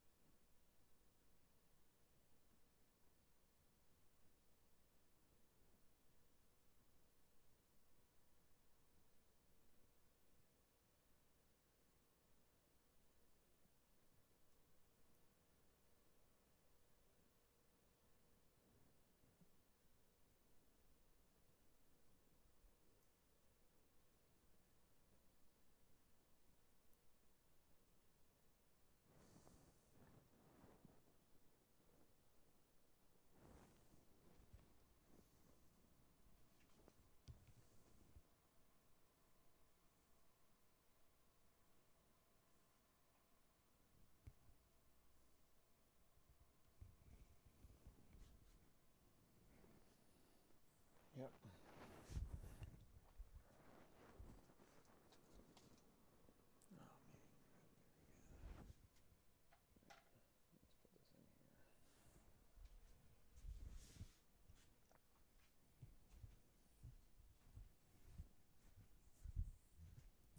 1:23 in the morning.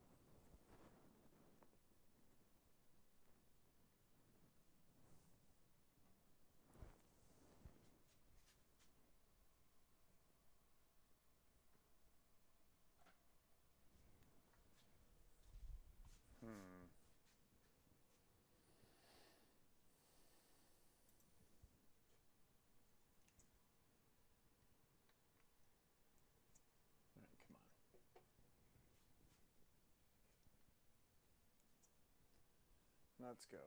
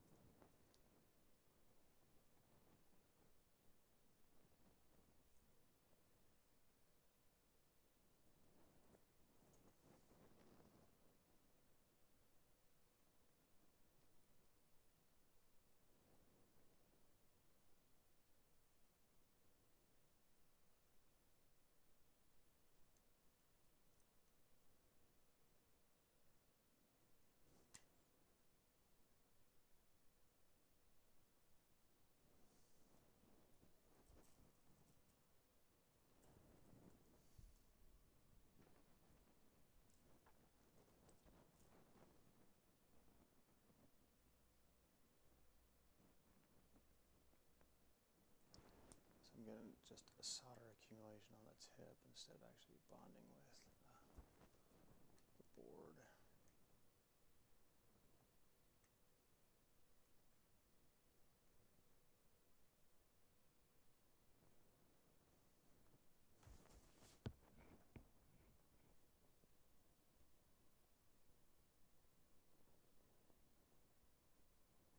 Or just burning the PCB.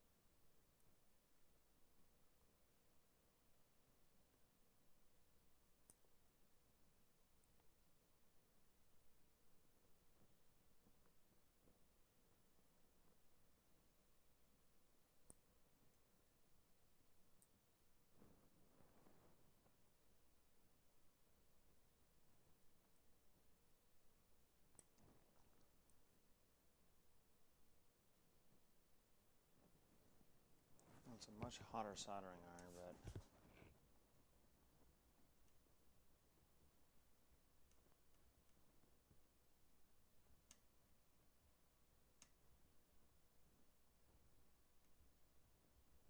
it's not binding with what I needed to bind to.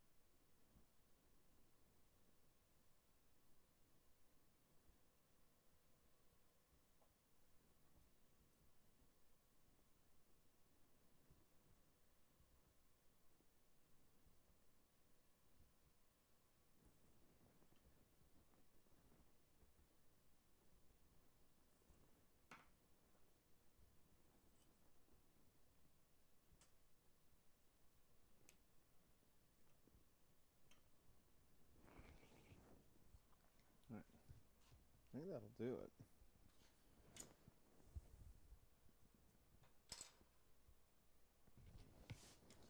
Oh, no, you don't. As soon as I did that, I bumped the spring out of the way. These springs need to stay where you were at.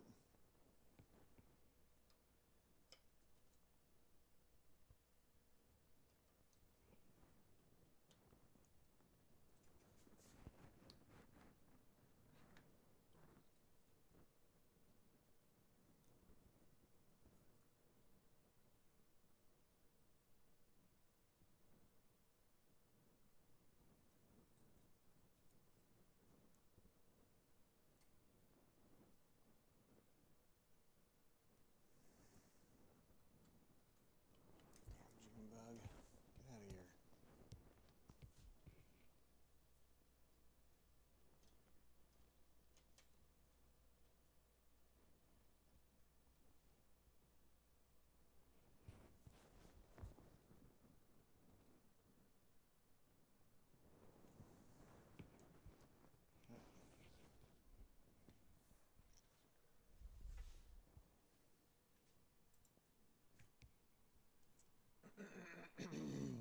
Sorry, I jumped off camera for just 1 second.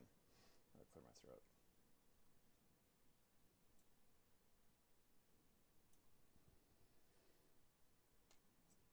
Yeah, so, I mean, is it pretty? No. But we went ahead and we resoldered 1, 2, 3 connections on this side, and then we did the 4th one on that side. And so,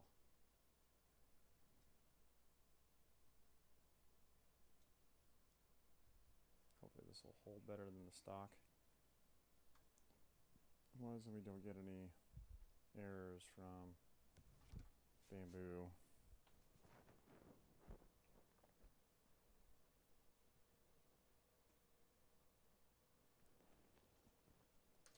I'm going to drop this back in here.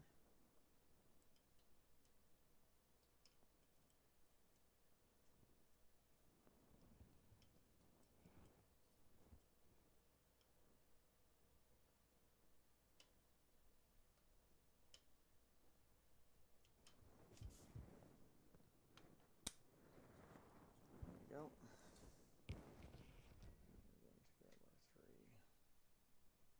We're going to grab our 3 micro screws.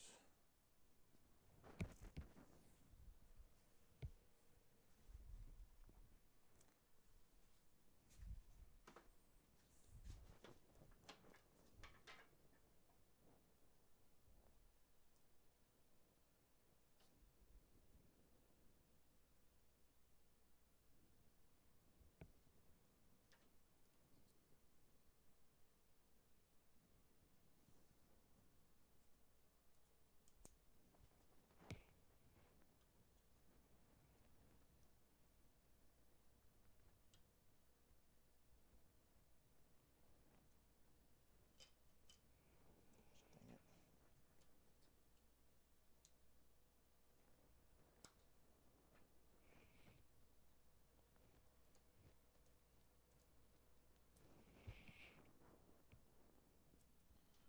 One, 2, 3. I'm going to pull the cable off the back of the EMS over here. Just to check fitment. And hopefully we don't brick our unit. Let's turn preset 1. Alright, so we're going to check the 4 pin because it's the 4 pin that we're most concerned with.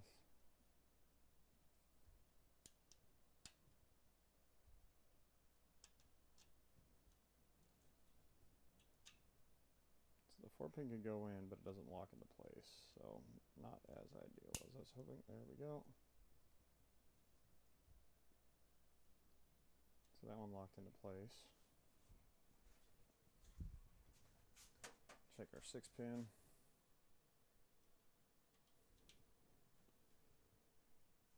And then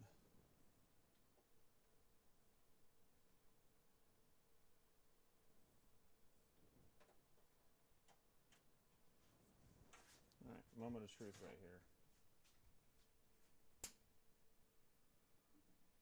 Okay, so we got powered all the EMSs.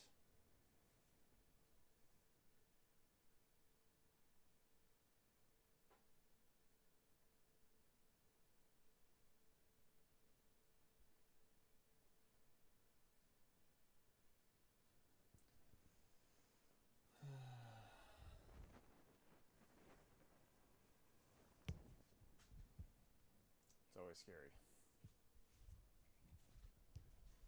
Just got done with some soldering and then firing up the electronic device that we soldered. Not that I don't trust my soldering skills, it's just the solder joints that are on that bamboo EMS are very, very finite. That's a little cheapo for the cap, but whatever. Alright, so far so good.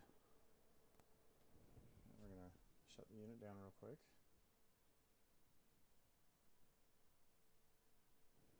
No errors on the EMSs yet.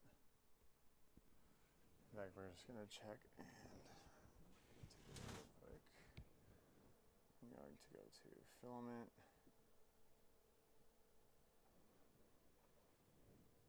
Alright.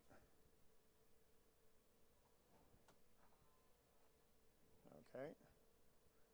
Go to a different AMS.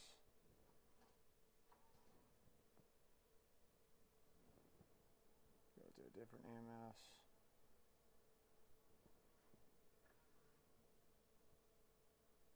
There's another AMS. Yeah, so all the AMSs are working after our ghetto solder job. So that's a win.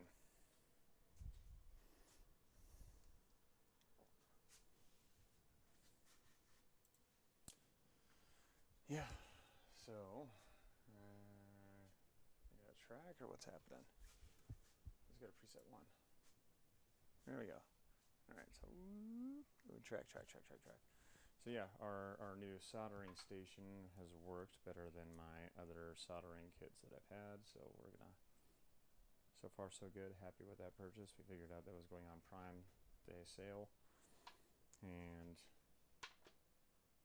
yeah, we got our little LED magnifying glass station, so I'm not straining my eyeballs to pieces trying to get this figured out. Move this cable a little bit. Got all this extra cable now. Gotta figure out a better cable management system. Alright. So now we're going to connect the AMS back up to the back of the bamboo. And I just have it kind of just flopping there right now. And once that's connected, then we're going to reconnect the PTFE tubing, and we're going to see if we can get back into printing. So bear with me for just a second.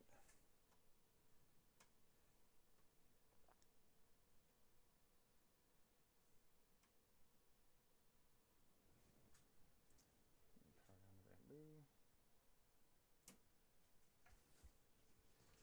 Get our screws out for the AMS hub. And I may end up just buying one of those other things and just running the AMS hub the AMS buffer with a 4-2 PTFE adapter, because it seems like everybody's had the most success right now. It's not actually with the AMS hub.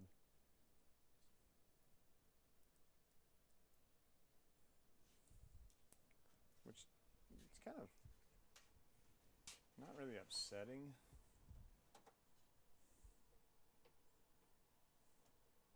But more so a, come on bamboo, you're better than this moment.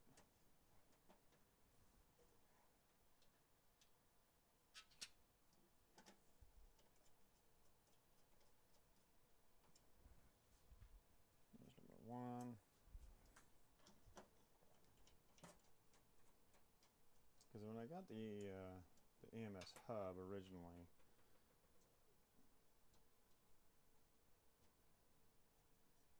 it was all because no nobody really knew that you could just run the AMS buffer with a 4-port input.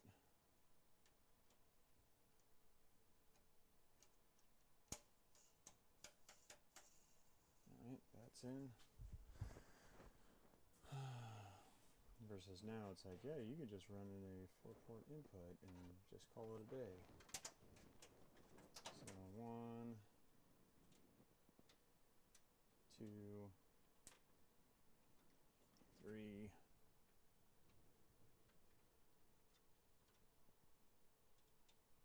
4.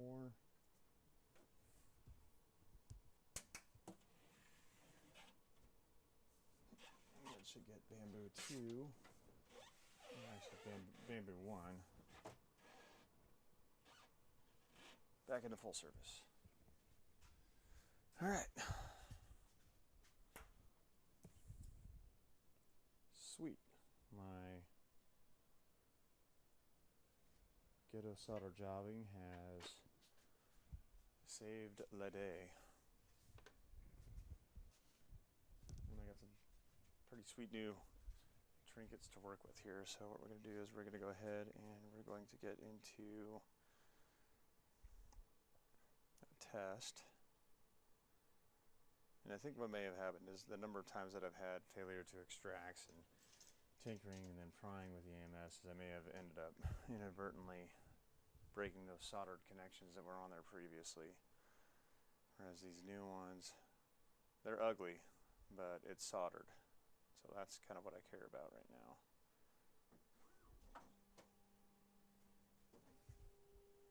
So for bamboo 2, and I forget the settings that I put into Orca Slicer. So we're going to pull up Orca Slicer real quick. And we're going to take this camera, we're going to go back to preset 1, we're going to go preset 2, back to the workbench. We're going to clean this up a little bit. And then figure out where I'm going to put my soldering station. I think it's going to be in this upper cabinet. And if not that one, yeah, probably this one. I'm going to just put it on the workbench for right now. Alright.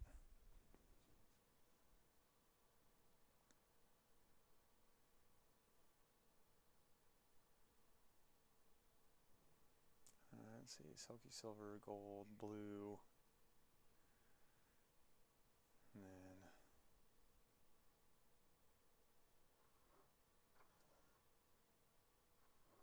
this is actually going to be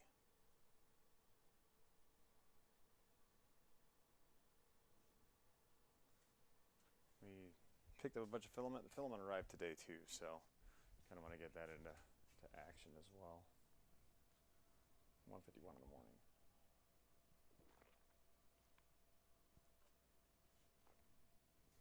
So let's get these off the workbench.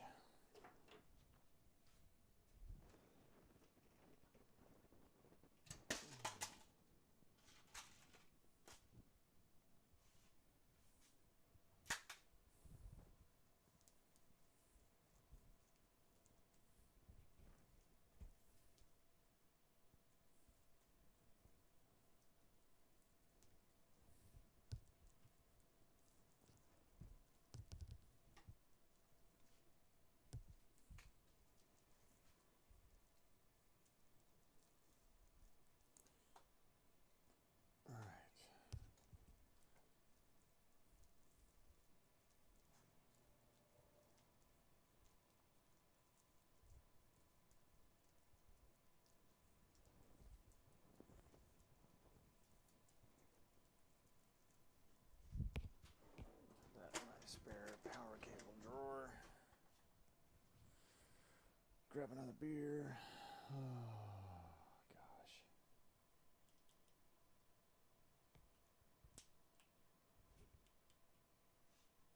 I busted 0 slips. Put those up there. My Lego 911 GT.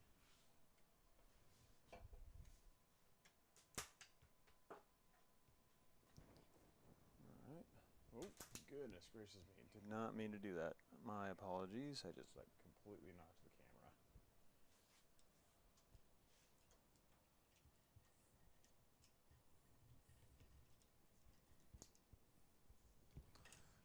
So grab our Octo Station. We're gonna nickname this guy the Octo Station. We have our Octo Station. We're gonna grab a cable tie.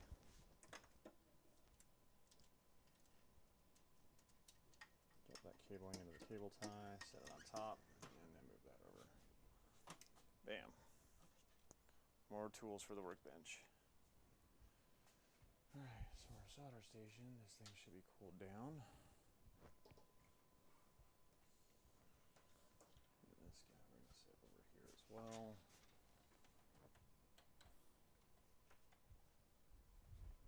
Cool.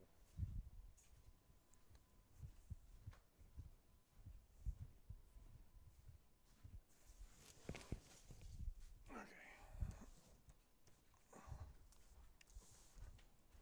And the last thing we're doing for tonight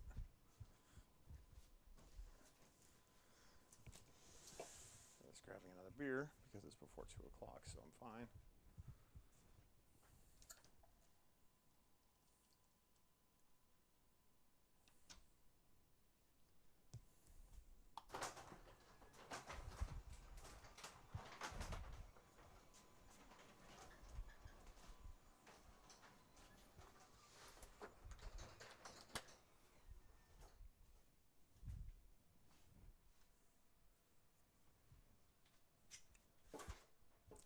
Alright, so the last thing we're doing tonight is we're going to open this box.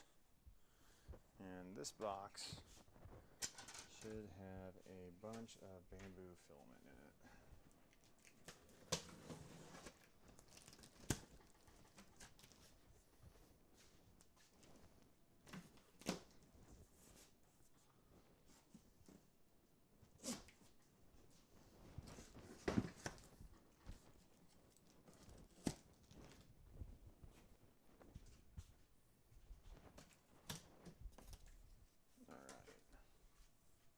What do we have to play with in here? Look at that, 3D printing filament. So we should have picked up 15 spools. 1, 2, 3, 4, 5, 6, 7, 8, 9.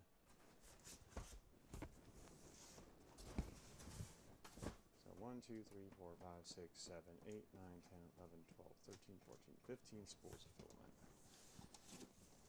Alright. So we got our silver PLA basic, black PLA, this is red, and we got another thing of silver,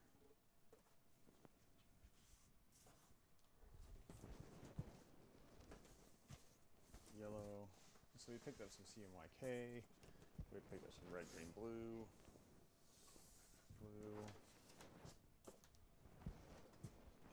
benchmark this stuff against our MonaServer branded stuff because I've had better luck and results right now with the bamboo filament on the bamboo printers than I've had with the MonaServer filament on the bamboo printers. And don't get me wrong, I've had some really good results with the MonaServer stuff at the same time. And so these should all be refill spools.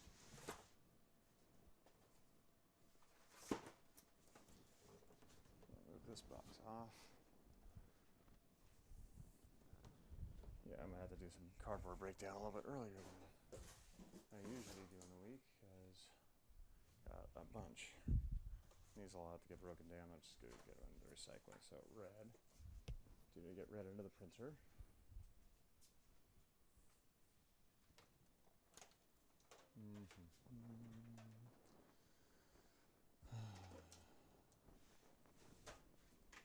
Alright, so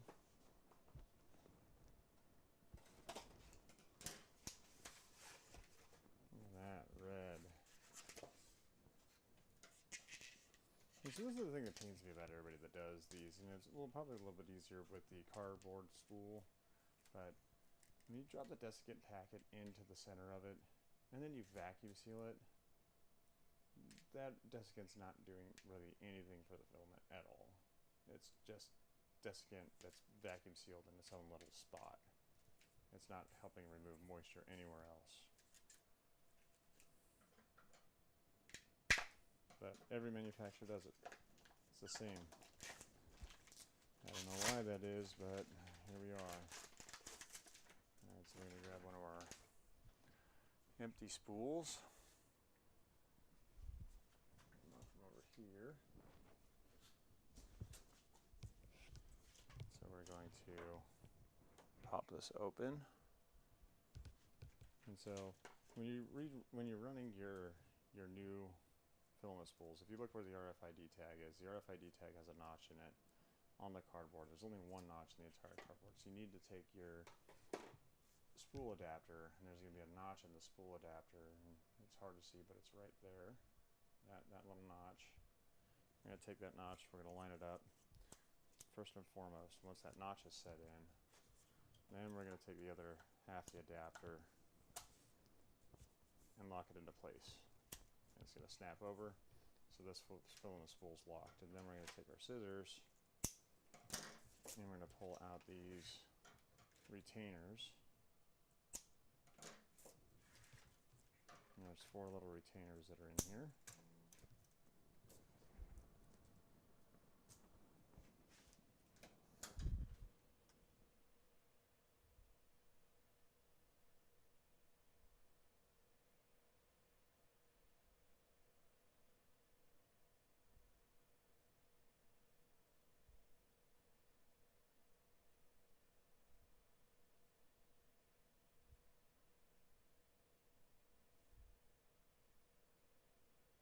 Interesting, somebody just showed up the front door.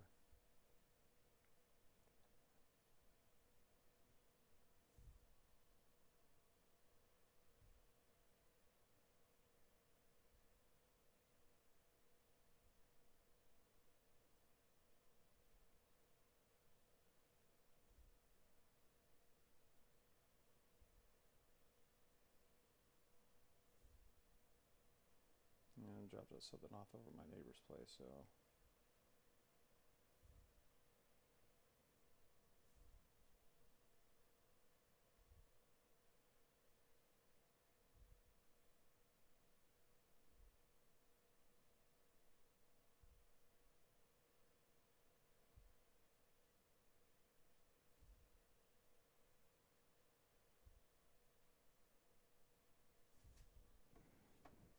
Yep, sending a note to my neighbor because somebody just randomly pulled into the driveway and pulled up in front of their house and dropped something off on the door. I don't know, maybe it's like a late night munchie run or something. Who knows? Alright, so now that that's in there, looking for the start of the filament. There it is. And we're going to load this red up into our red, green, blue.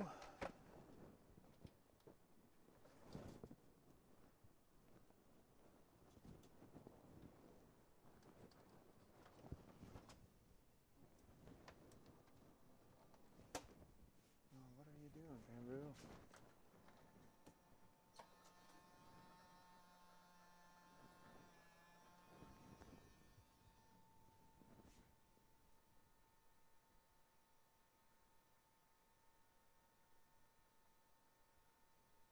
Come on.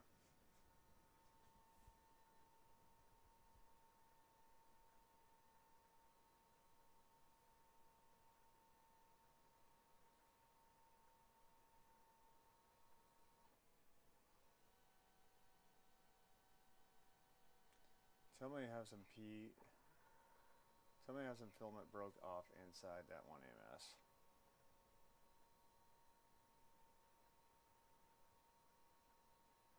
I wouldn't be surprised because I've had some really significant problems with the red previously. At least the Matter Hackers branded red. So let me grab this camera. I'm going to preset 1. And so, yeah, the filament spool up here we've been having problems with. So it's this one way up here. And so it says that we have red loaded, but it's not loaded. We got an error on it. So I might have to take that AMS apart right quick.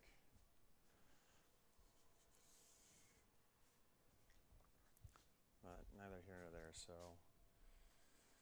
I'm gonna get blue up in that same AMS real quick. So we'll pull the bamboo thing of blue out.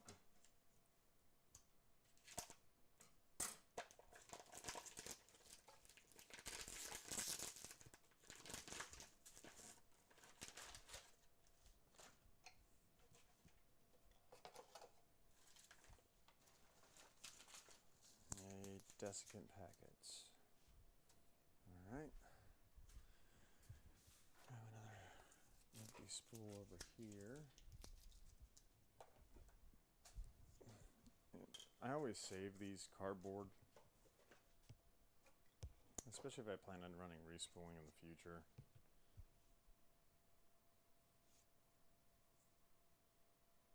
Let's see, where's the notch? There's the notch. There's not the notch side. This is the notch side. Drop that on. Get the notch to fit.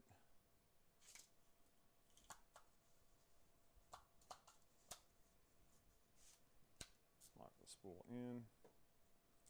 Here's our end.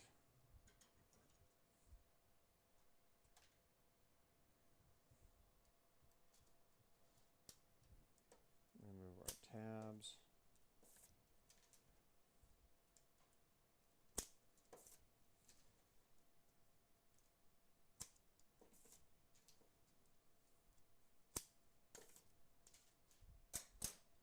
And so here's our blue. There's our red, green, blue, and white.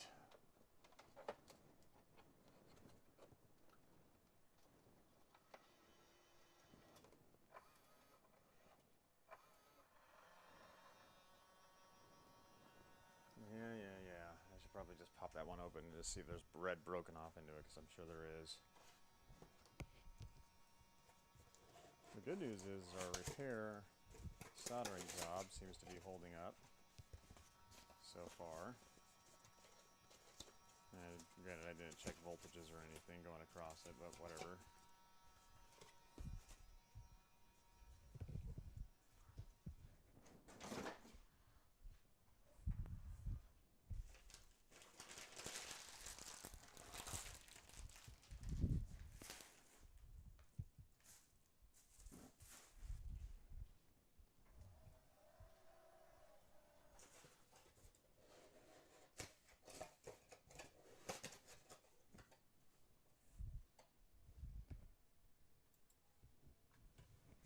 You can track me. No, you can track faster than that. Yeah, now we're tracking a little bit better. Alright.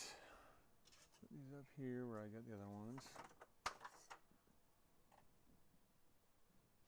Alright, so what we're probably going to do is we're probably going to pull all that filament out. Gosh dang it, 2:07 in the morning. Told myself I'd be in bed by 2, but here we are.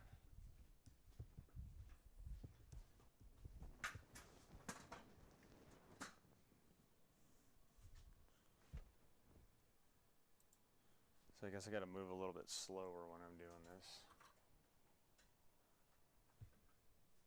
so the camera can keep up with my movements. I'm going to pull this white out.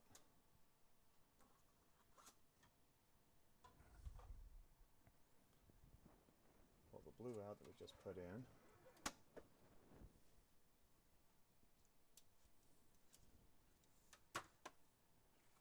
And pull this MonaServer green out. And it does not feel brittle, so that's fine. And then pull that red off. So what we're going to do is we're going to slide this AMS forward. Disconnect the PTFE tubing off the back. Press that that's done, we're going to rotate the AMS up because I don't have these things screwed in because I'm so tired of dealing with AMS issues.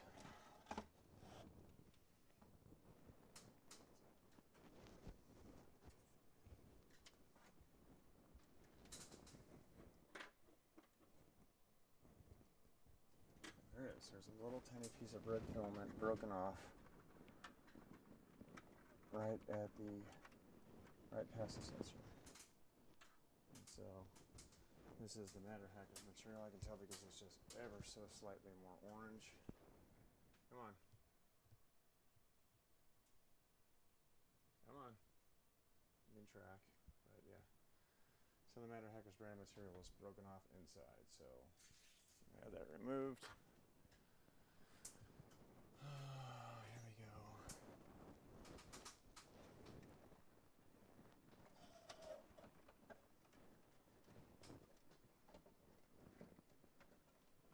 Take the AMS, drop back into its spot.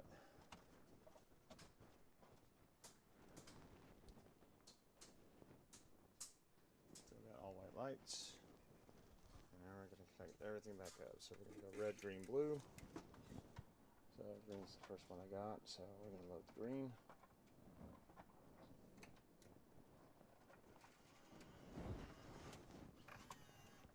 So we have PTFE tubing in the back.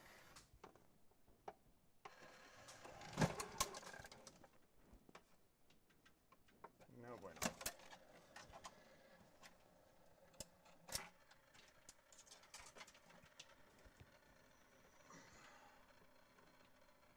I should have reconnected the PTFE tubing before I did that.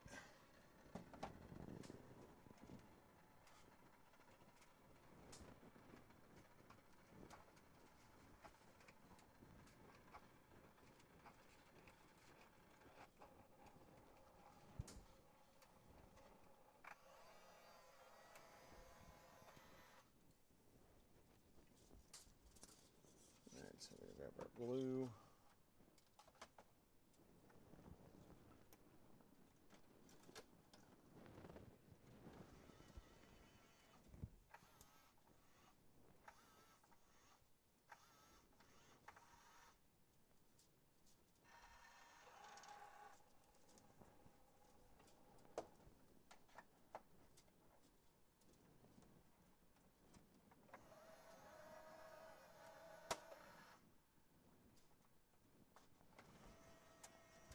Red. And we go back to our white.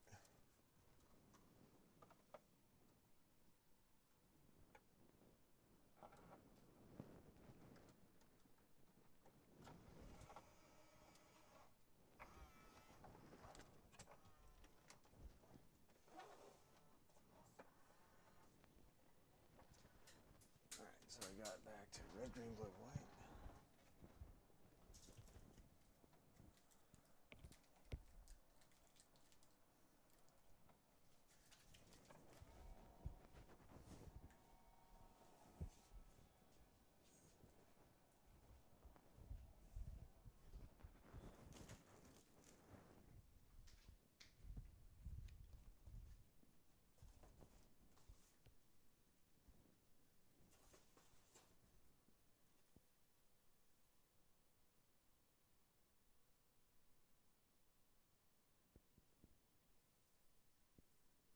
And there's a June bug up in my rafters. Up in my top storage. There's a June bug floating around up there. It's knocking down some dust. So bamboo green. We'll save that for later. Got our cyan. We got plenty of Matter Hacker cyan. We got another thing of red. So we got picked up a couple different spools. So yellow, cyan, blue, black, black. Got lots of Matter Hackers black as well. That silver is the one that I'm kind of the most interested in right now. And I might pull it into this AMS right here.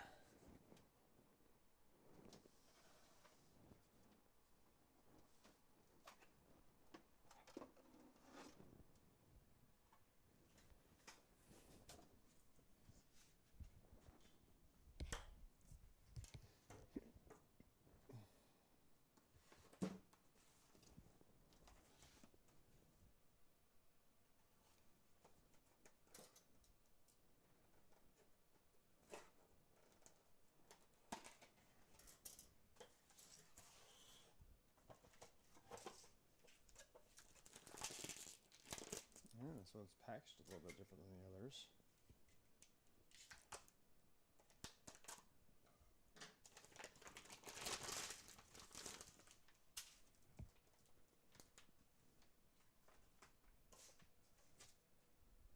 All the filament.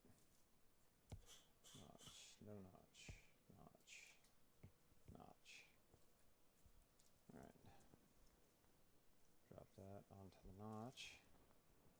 And this one's a little bit interesting because it feels like the actual cardboard is swelled a little bit.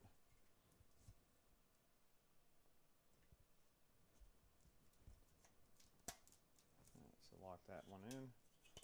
Grab the other half. Set that in. Lock it into place.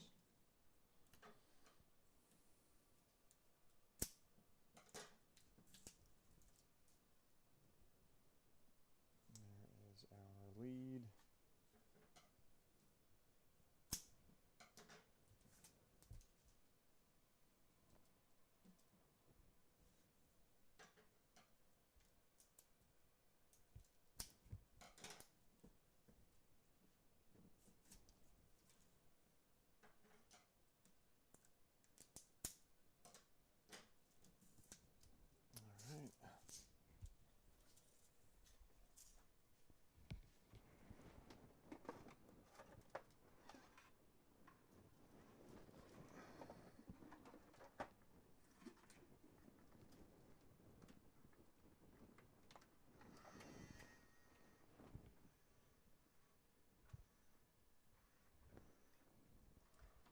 So it's like looking at the difference between the MonaServer black versus the bamboo black is the bamboo black has a much more matte color to it for their PLA basic versus the versus the MonaServer. The MonaServer has a much heavier shine and sheen to it.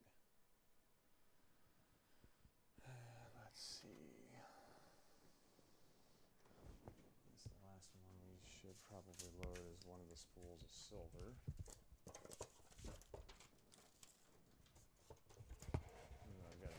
Silver to go through for MonaServer strand materials, that is.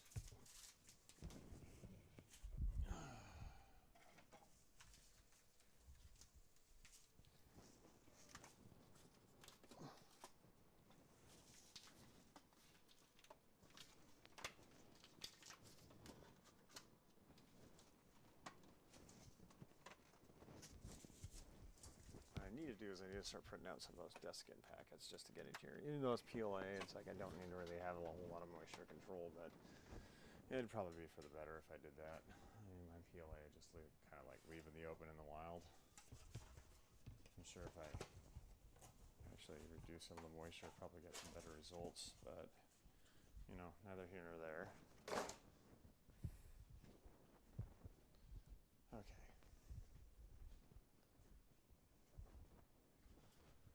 Now that we got that situated,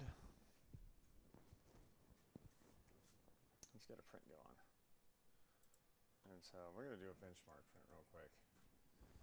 And that benchmark print we're going to run, I don't know, what should we do? I'm going to take a look at two different ones. Now granted, this bamboo's got the E3D high flow nozzle in it. That's a good looking 1911.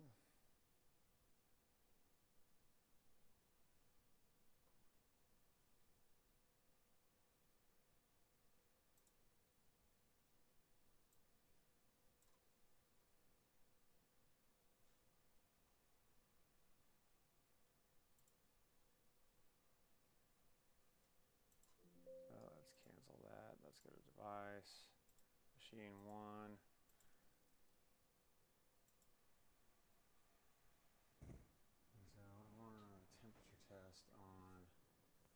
Run a temperature test on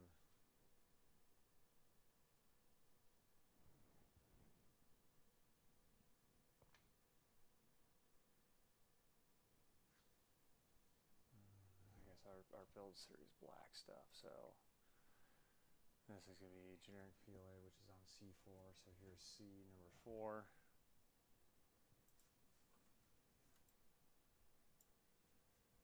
Slice.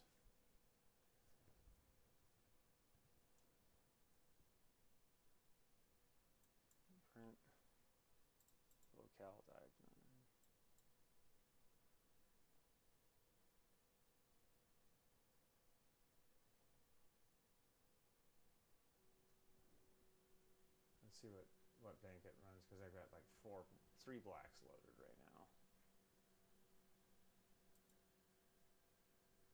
And I told a generic PLA, so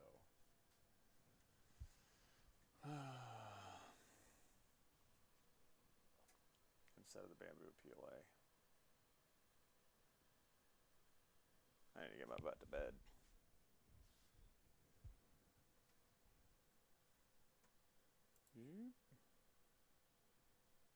Boxes O bamboo. Alright, so we're just going to set these down for right now.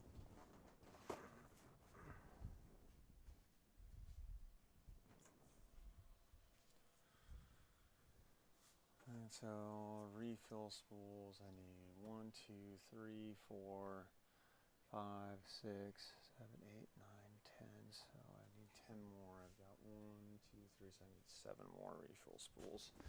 How many do I have down here? 2, 3, 4.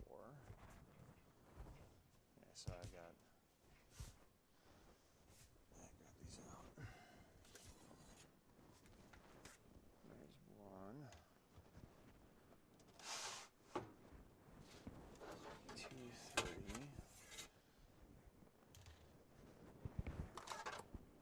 4.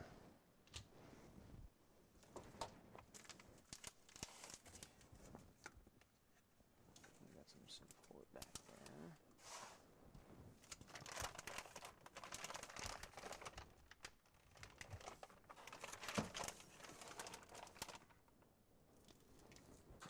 Got a couple rolls of black, 3 kilos. Yeah, we'll start working on a couple things. Whoa, come on, bees.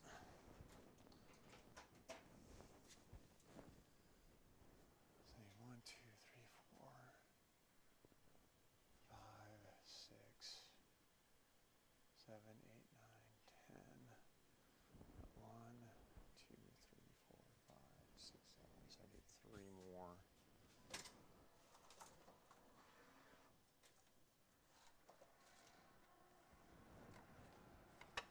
Alright, so my soldering job has worked. That's exciting.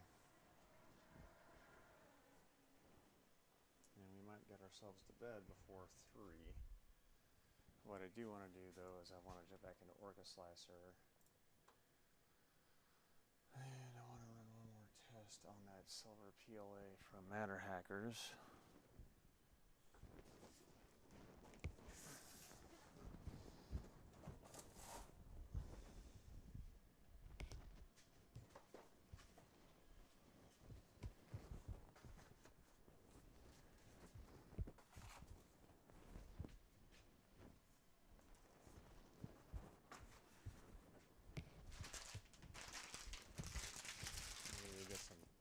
Some white going on it, because I've got a ton of white. I've got like 8 kilos of white.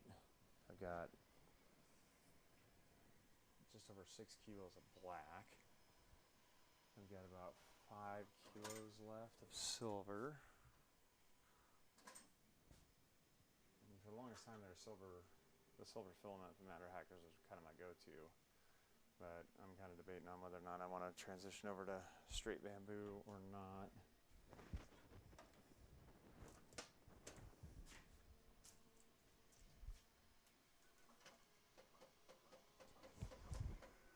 Okay, got Orca Slicer up. So let's go to our device, go machine 2, preview, or prepare, more, VFA, start speed, we're going to go 120, we're going to go up to 350,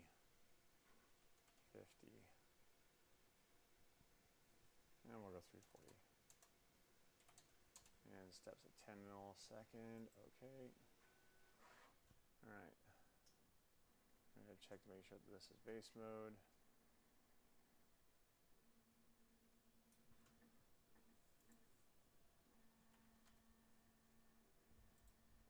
Base, on, slice.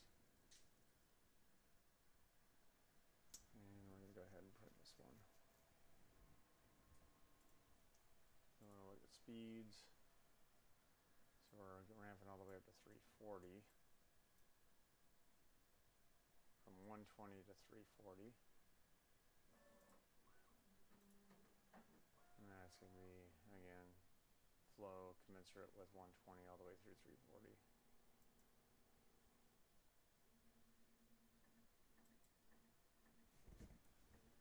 So get both printers going, and then we're going to go to bed.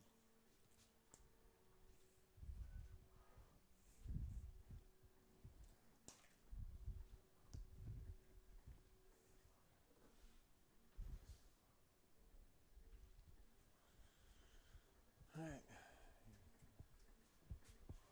Yeah, so we'll try our fancy new tracky camera out. So yeah, fairly productive night. It's 2:25 in the morning. I'm gonna finish this beer off, go brush my teeth, and then go to bed. But for tonight, it was getting into a few things with cleaning up a little bit because I've needed to. And then after getting cleaned up, we went into some maintenance for setting up a soldering station, setting up a magnifying station, because that's like my eyeballs just aren't what they used to be, and that's just not fun. Gosh dang it, camera control, come on. Okay, nope, I'm right here. Right here. Hello.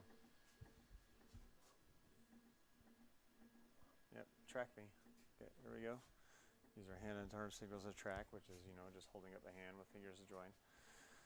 So, yeah, we started off the evening with just cleanup, and then after cleanup was unboxing and prepping our little soldering station with the magnifying lens and the light, and then unboxing more of a professional soldering station. And then once those two were up and running, we started going back to the bamboo and repairing some of the clips for the AMS hub, and the factory solder for the AMS hub circuit board had detached from the circuit board, and so we resoldered those joints, albeit it was kind of ugly, but it's back up in function. And so we're kind of getting back into printing with the two bamboos. I'm running calibrations on one bamboo, and then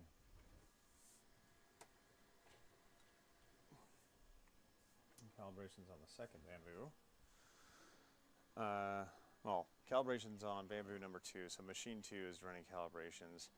Machine 1 is just fixed the solder joints on the AMS hub circuit board.